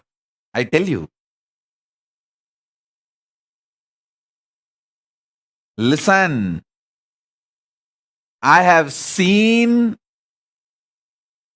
some of the most graceful beings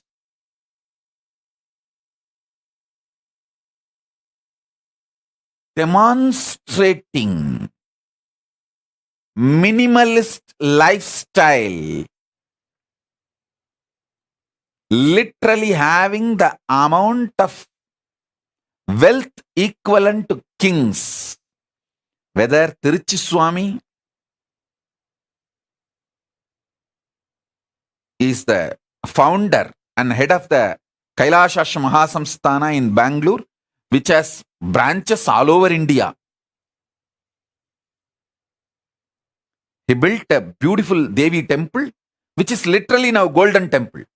The whole Garbhagriha, Vimanam is golden and Garbha Mandir is golden. He literally built a golden temple for Devi.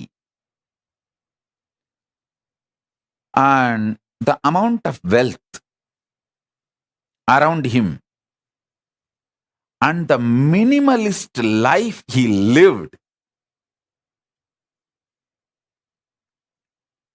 he had everything, including golden throne, crown, jewels, everything.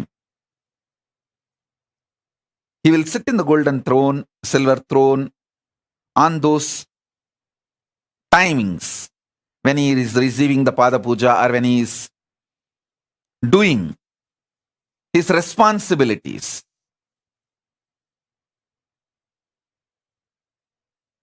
But in his personal life, he will not take one more extra betel leaf from his own garden. He will not waste one betel leaf from his own garden. And he will not get the third set of dress for his personal room. I asked him once, Swami, it is all for you. Why can't we have the few more sets of dress? He told in Tamil, hey, சிம்மாசனம் கொடை சப்பரம் சாமரம் எல்லாம் நமக்கு வேலை, உரிமை இல்லை, உடமை இல்லை. Means the palki, all the umbrella, paraphernalia, throne, all that is our job, responsibility. Neither right, means neither we are the owners, nor it is ours. Listen.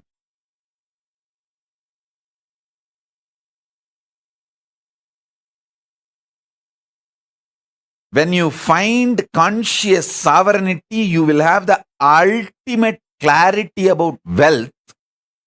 Why wealth? And you will accumulate it with the right mental setup. Wealth will never bind you. It will only be under you. It can never imbalance you or delude you.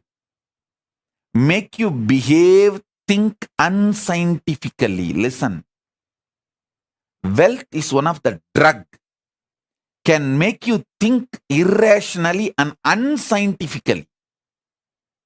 When the greed for wealth enters, you commit crimes which will not allow end of the day for you to enjoy the wealth, even if you acquire.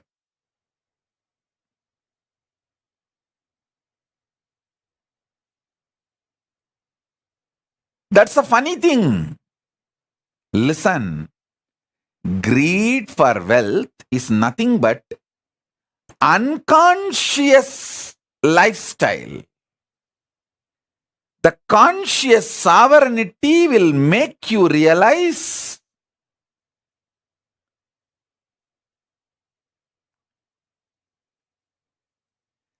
purpose of everything, purpose of health, purpose of wealth. See, what is the purpose of my health? I should be able to sit in Padmasana for any number of hours I want to sit, and my brain should be fresh, alive, to download the Akashic records and radiate it, share it with you all. That's all is the purpose of my health. So because I know the purpose, I keep myself healthy for that purpose. Over.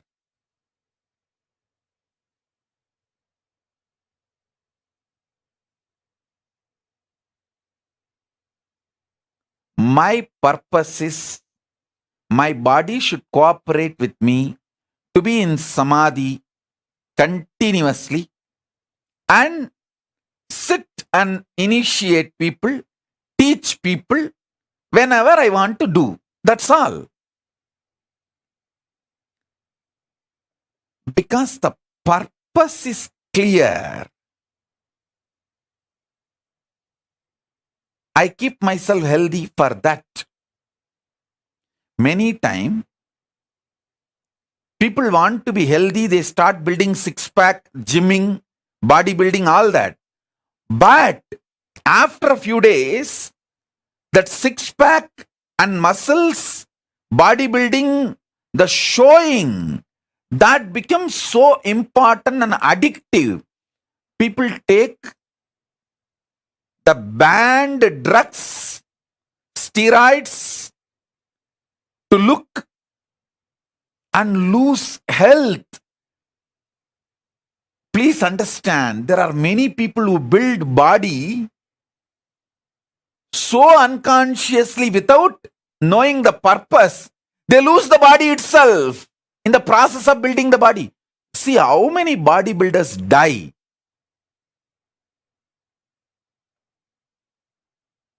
By taking the wrong drugs, steroids to show. I tell you, same way, wealth. There are so many people unconsciously acquired wealth and don't know what to do. That load kills them.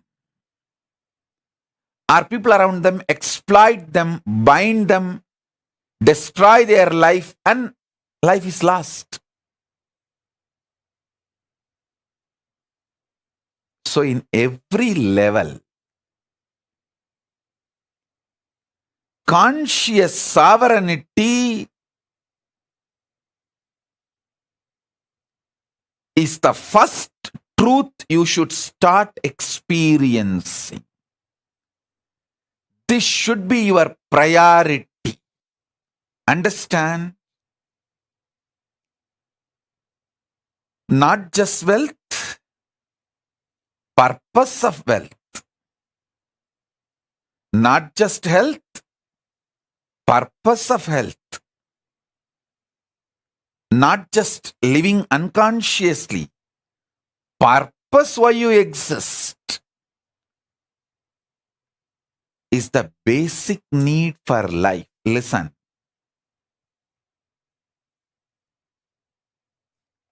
Delusion is suicidal.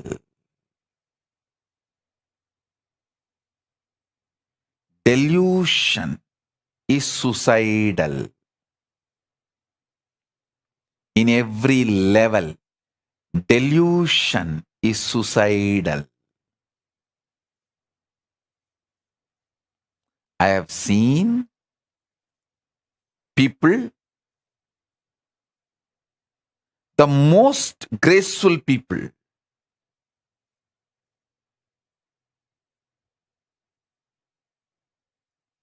and I have also seen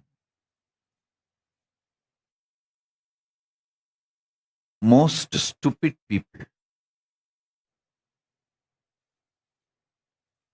I have seen people not just talking something in the morning, talking something in the evening. Even in one conversation, the beginning they will talk some logic, and just in few statements they will completely opposite to the logic with which they started. I have seen sometimes people having one logic and talking for the other logic. I have seen that level loses. That kind of deluded people.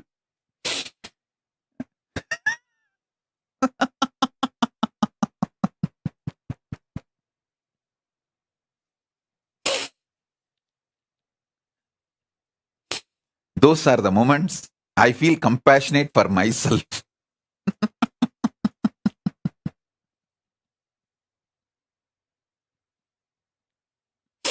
I feel really compassionate for myself.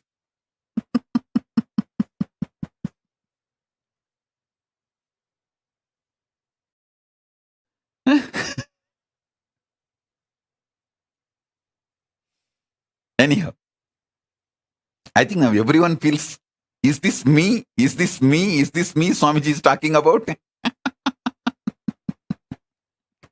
Is Swamiji thinking of me and telling this statement? Is Swamiji thinking of me and telling this statement? Anyhow, listen. I have seen all kinds of people. With my experience, I wanted you to know, time spent on understanding conscious sovereignty is the best time spent. Understand? Listen.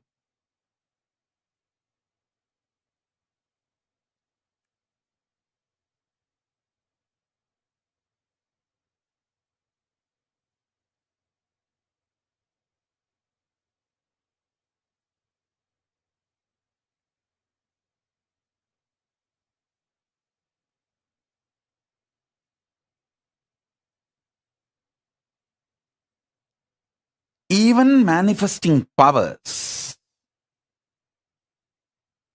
manifest the right power for your purpose. Understand? The purpose you want to exist.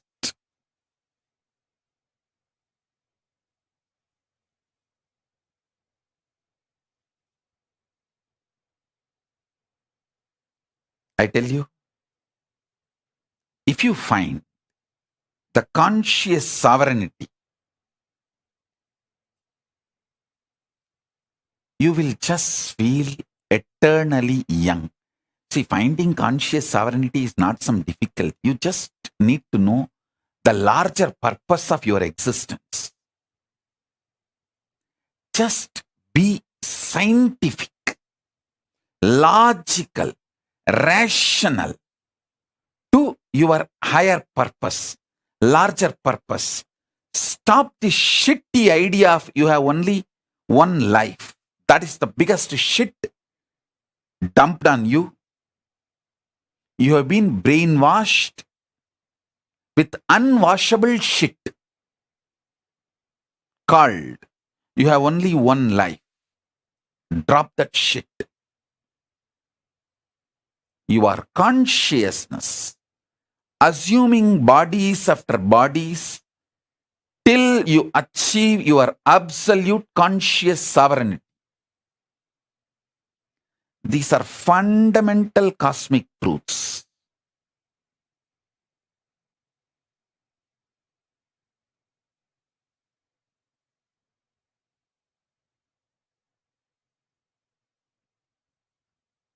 Start looking at your life with these fundamental cosmic truths. Understand?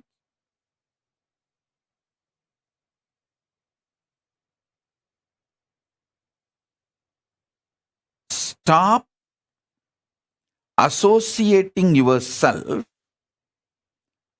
with the delusion or the impact of drug called delusion on your brain as you. See, the impact of the delusion drug on your brain forms a fog called mind. You associate yourself with that and make your life's decisions, which is absolute unscientific. Listen. Absolute unscientific. Understand that. Just listen. Be scientifically scientific. Logically logical. Rationally rational. As I said just now, Tiruchi Swamigal or Swami Gautamanandaji, the wealth around them is much more than kings will have. But they lived such absolute minimalist lifestyle because they know the purpose of wealth. I learned exactly that from my gurus.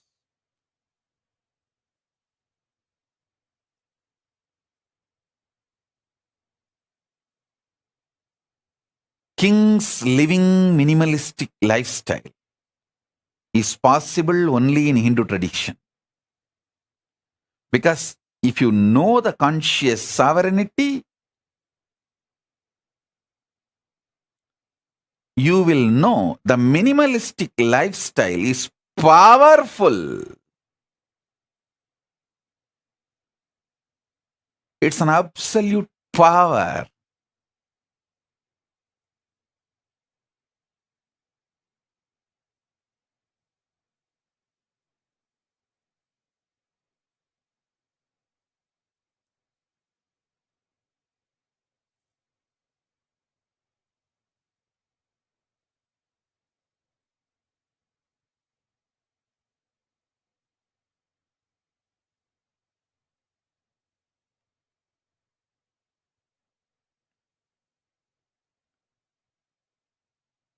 This whole Chaturmasya, I name it as conscious sovereignty Chaturmasya.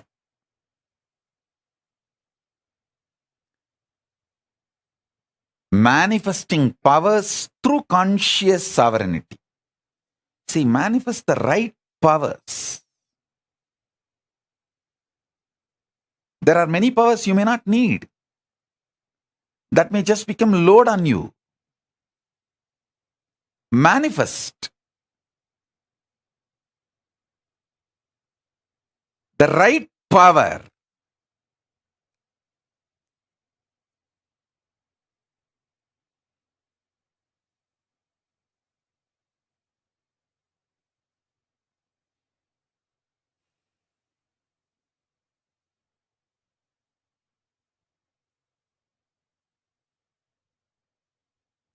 Especially manifest powers by breaking the prenatal patterns called karma and postnatal karma called patterns.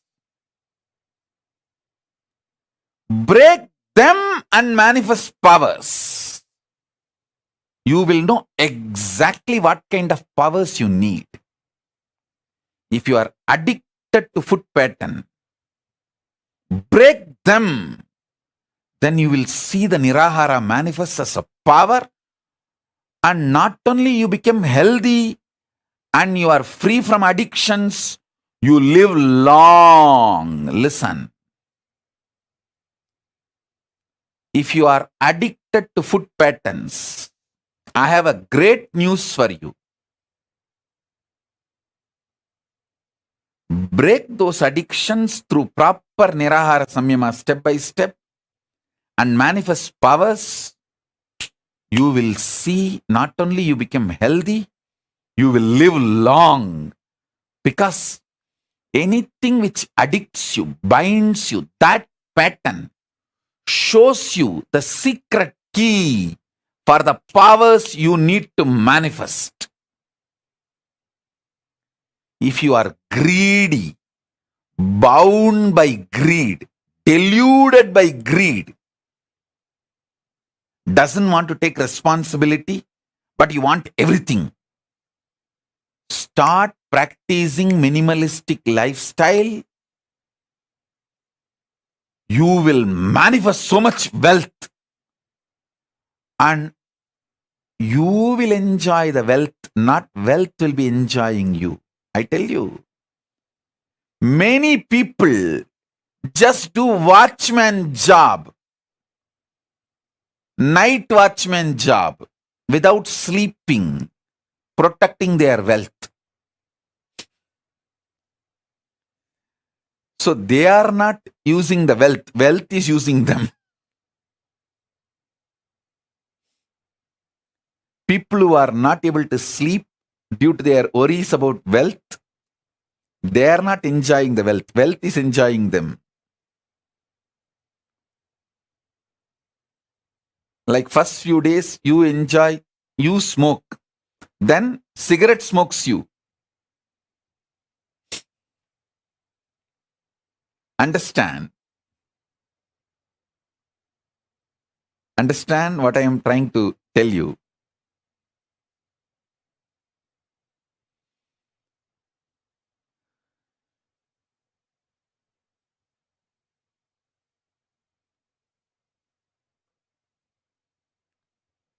Many times your delusion shows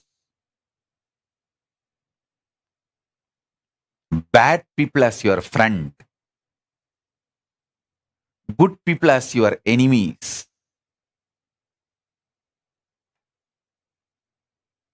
The pressure of hormones, chemicals, frustrations inside you.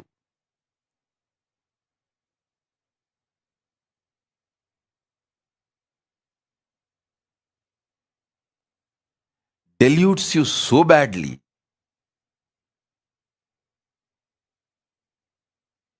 Conscious sovereignty is the only solution.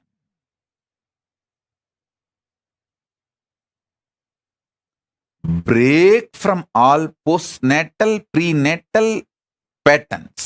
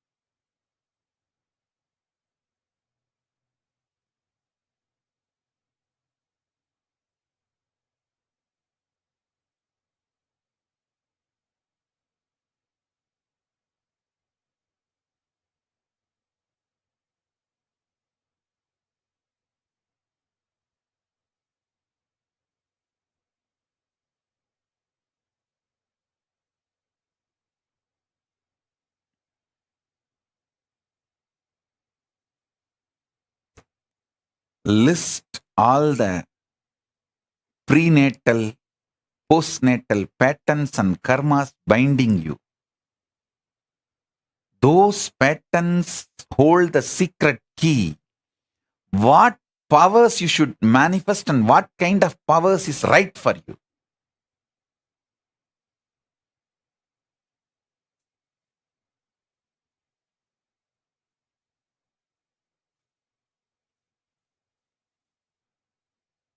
I'll give you a few minutes. I'll give you Shaktipada and be here with you all to help you all to identify your patterns, break them, and manifest as powers. Let's start. First day. Conscious sovereignty, power manifestation process in this Chaturmasya. Get paper and pen, sit. Pen down all the patterns which chains you, binds you. Start writing.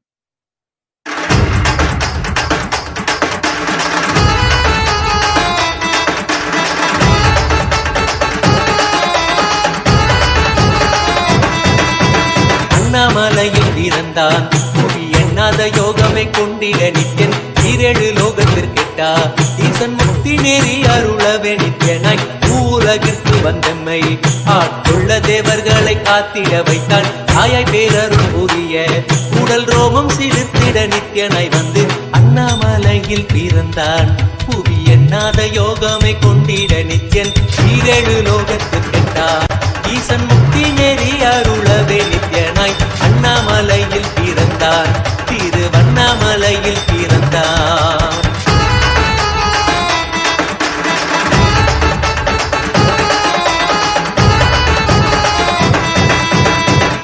கிளப்பி விட்டேனில் பர தத்துவம் கற்பித்த பாரமஞானியாய் ஞானக்கண் கொடுத்த தமக்கே ரூபம் காட்டிய மாய வித்தை செய்யும் நித்யன் வித்தை கிளப்பி விட்டேனில் பர தத்துவம் கற்பித்த பாரமஞானியாய் ஞானக்கண் கொடுத்த தமக்கே ரூபம் காட்டிய மாய வித்தை செய்யும் நித்யன் அண்ணாமலையில் பிறந்தான் புவி எண்ணாத யோகமை கொண்டிட நித்யன் ஈரேழு லோகத்திற்கெட்டா ஈசன் முக்தி நெறி அருளவே நித்யனாய்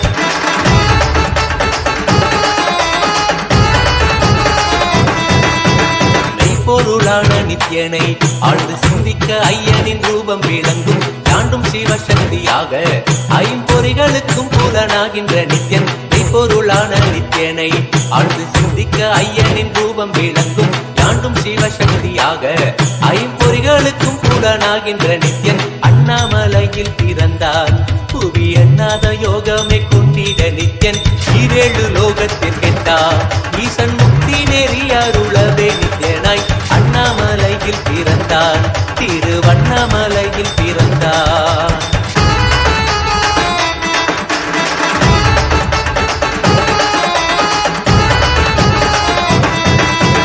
உள்ளும் பூரமும் இருந்து உயிர் பக்குவமாக்கிடும் பரமனாம் நித்யன் ஞானப்பாடி தங்கள் ஏழும் கொண்ட ஞானமும் ஆகிய ஆண்டிடும் நித்யன் உள்ளும் பூரமும் இருந்து உயிர் பக்குவமாக்கிடும் பரமனாம் நித்யன் ஞானப்பாடி தங்கள் ஏழும் கொண்ட ஞானமும் ஆகிய ஆண்டிடும் நித்யன் அண்ணாமலையில் பிறந்தான் புவி எண்ணாத யோகமை கொண்டிட நித்யன் ஈரேழு லோகத்திற்கெட்டார் ஈசன் முக்தி நெறி அருளவே நித்யனாய் அண்ணாமலையில் பிறந்தான் நித்யன் அண்ணாமலையில் பிறந்தான்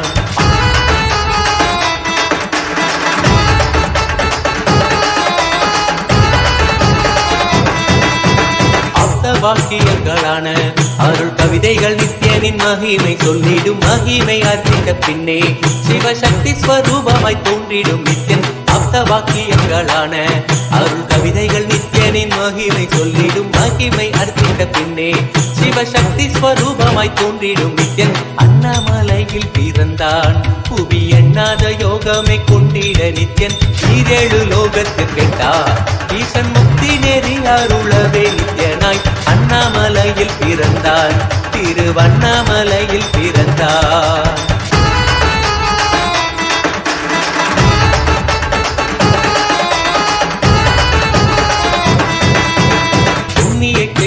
தனிலே நித்யன் உன்னத நீலை ஊழத்தில் வருமே விண்ணவர் மன்னவர் ஒப்ப அகிலம் ஆளும் கீர்த்தியுட ஈசன் நித்யானந்தன் புண்ணிய சேத்திரம் தனிலே நித்யன் உன்னத நீலை ஊழத்தில் வருமே விண்ணவர் மன்னவர் ஒப்ப அகிலம் ஆளும் கீர்த்தியுட ஈசன் நித்யானந்தன் அண்ணாமலையில் பிறந்தான் யோகமே கொண்டிட நித்யன் ஈரேழு லோகத்திற்கெட்டார் ஈசன் முக்தி நெறி அருளவே நித்யனாய் அண்ணாமலையில் பிறந்தான் நித்யன் அண்ணாமலையில் பிறந்தான்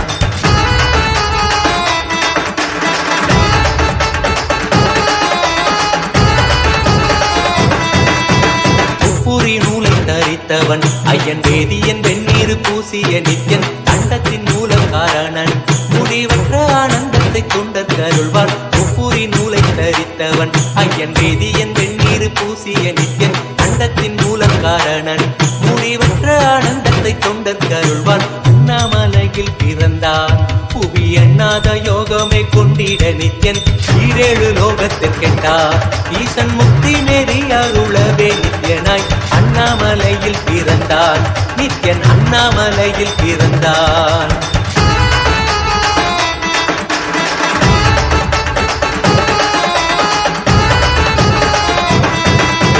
பேரறிவு பொருள் நித்யன் உலகாளும் ஊரை மன்னவர் கழித்தவன் அர்த்தநாரீஸ்வரனாக அருள் கொண்டிடும் நித்யன் பேரறிவு பொருள் நித்யன் உலகாலும் ஊரை மன்னவர் கழித்தவன் அர்த்தநாரீஸ்வரனாக அருள் செய்திட்டே எம்மை ஆட்கொண்டிடும் நித்யன் அண்ணாமலையில் பிறந்தான் புவி எண்ணாத யோகமே கொண்டிட நித்யன் ஈரேழு லோகத்திற்கிட்டா ஈசன் முக்தி நேரி அருளவே நித்யனாய் அண்ணாமலையில் பிறந்தான் நித்யன் அண்ணாமலையில் பிறந்தான்.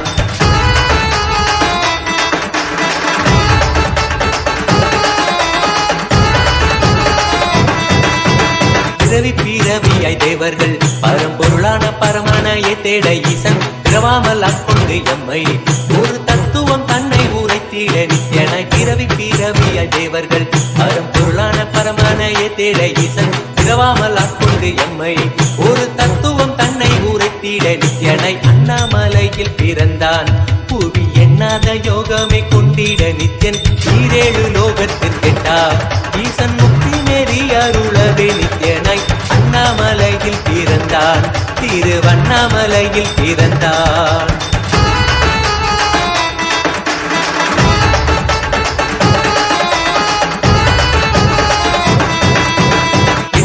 வடிவமுடையவன் என்னும் எண்ணம் கடந்த முதற் பொருளானவன் பிறவி எடுத்தே சலிக்க அருள் தாகத்தை தீர்த்தன் வினைகள் களைந்தான். எண்ணில்லா வடிவமுடையவன் என்னும் எண்ணம் கடந்த முதற் பொருளானவன் பிறவி எடுத்தே சலிக்க அருள் தாகத்தை தீர்த்தன் வினைகள் களைந்தான். அண்ணாமலையில் பிறந்தான் புவி எண்ணாத யோகமே கொண்டிட நித்யன் ஈரேழு லோகத்திற்கெட்டா ஈசன் முக்தி நெறி அருளவே நித்யனாய் அண்ணாமலையில் பிறந்தான் நித்யன் அண்ணாமலையில் பிறந்தான்.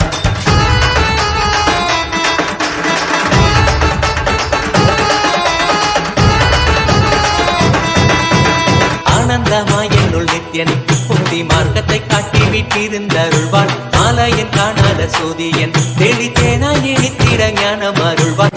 ஆனந்தமாய் என்னுள் நித்யன் முக்தி மார்க்கத்தை காட்டி வீட்டிருந்தருள்வான் மாலையன் காணாத சோதியன் தெளித்தேனாய் இனித்திட ஞானம் அருள்வான்.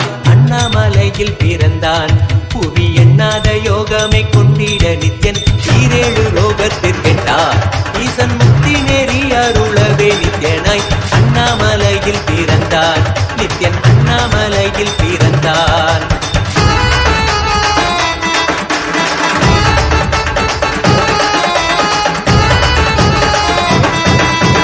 வெற்றி குதிரை எதியே அடியார்கள் கூரைகளை ஏற்கின்ற நித்யன் சூழும் உறவினரோடு வந்த பாசந்தானை யாரு தேயம்மை காப்பான். வெற்றி குதிரை எதியே அடியார்கள் கூரைகளை ஏற்கின்ற நித்யன் சூழும் உறவினரோடு வந்த பாசந்தானை யாரு தேயம்மை காப்பான். அண்ணாமலையில் பிறந்தான் புவி எண்ணாத யோகமே கொண்டிட நித்யன் ஈரேழு லோகத்திற்கெட்டா ஈசன் முக்தி நெறி அருளவே நித்யனாய் அண்ணாமலையில் பிறந்தான் நித்யன் அண்ணாமலையில் பிறந்தான். நித்யனை பற்றுவதொன்றே உபாயம் என்பதானால் பற்றி பிடித்தோம் நித்யன் பாதம் ஒன்றி சதம் அவன் நாமம் சொல்லியே நித்யானந்தம் கொள்ளுவோம். நித்யனை பற்றுவதொன்றே உபாயம் என்பதானால் பற்றி பிடித்தோம் நித்யம் பாதம் ஒன்றி சதம் அவன் நாமம் சொல்லியே நித்யானந்தம் கொள்ளுவோம். அண்ணாமலையில் பிறந்தான் புவி எண்ணாத யோகமே கொண்டிட நித்யன் ஈரேழு லோகத்தில் கெட்டா ஈசன் முக்தி நெறி அருளவே நித்யனாய் அண்ணாமலையில் பிறந்தான் திருவண்ணாமலையில் பிறந்தான்.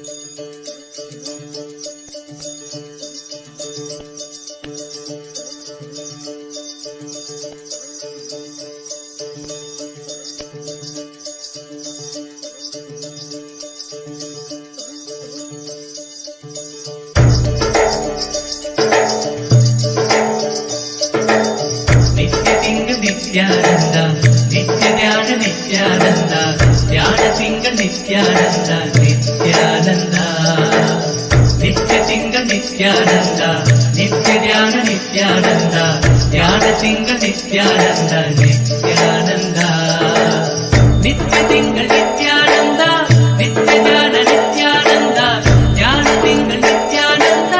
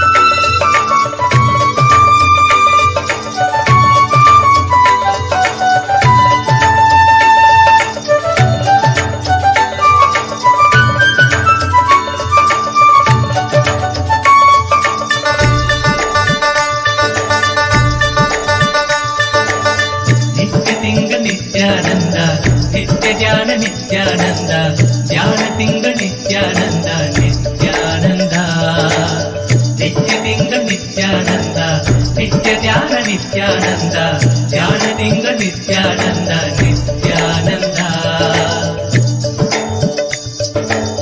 ನಿತ್ಯಲಿಂಗ ನಿತ್ಯಾನಂದ ನಿತ್ಯ ಧ್ಯಾನ ನಿತ್ಯಾನಂದ ಧ್ಯಾನಲಿಂಗ ನಿತ್ಯಾನಂದನೇ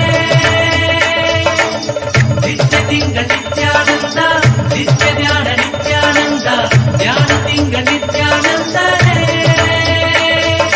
ನಿತ್ಯಾನಂದನೇ ನಿತ್ಯಾನಂದ ಸತ್ಯವೇತ್ತನೇ ನಿತ್ಯಾನಂದ ವೇದ ರೂಪನೇ ನಿತ್ಯಾನಂದನೇ ನಿತ್ಯಾನಂದನೇ ನಿತ್ಯಾನಂದ ಸತ್ಯವೇತ್ತನೇ ನಿತ್ಯಾನಂದ ವೇದ ರೂಪನೇ ನಿತ್ಯಾನಂದನೇ.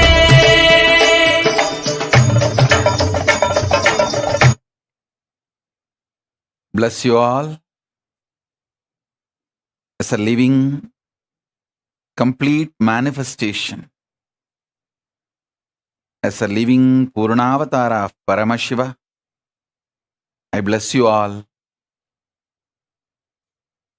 Let's all radiate with integrity, collective integrity, authenticity, responsibility, enriching, causing, living Paramadvaitam, Shuddhadvaita Saivam, the state, space, being, powers, superconsciousness and Kailasa of Paramashiva. Paramashivoham.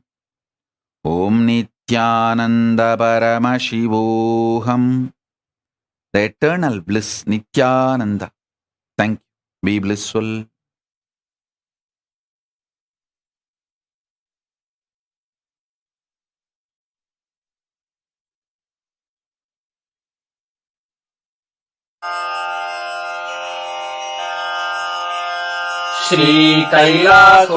श्रीकैलासोन्नतद्वादशान्त Shyamala पीठारूढ श्रीमीनाक्षि सुन्दरेश्वरा भिन्नस्वरूप परशिवपुत्र Ratna Kumar गुरुमण्यतुल्यावतार Shri Parvati स्तन्यपान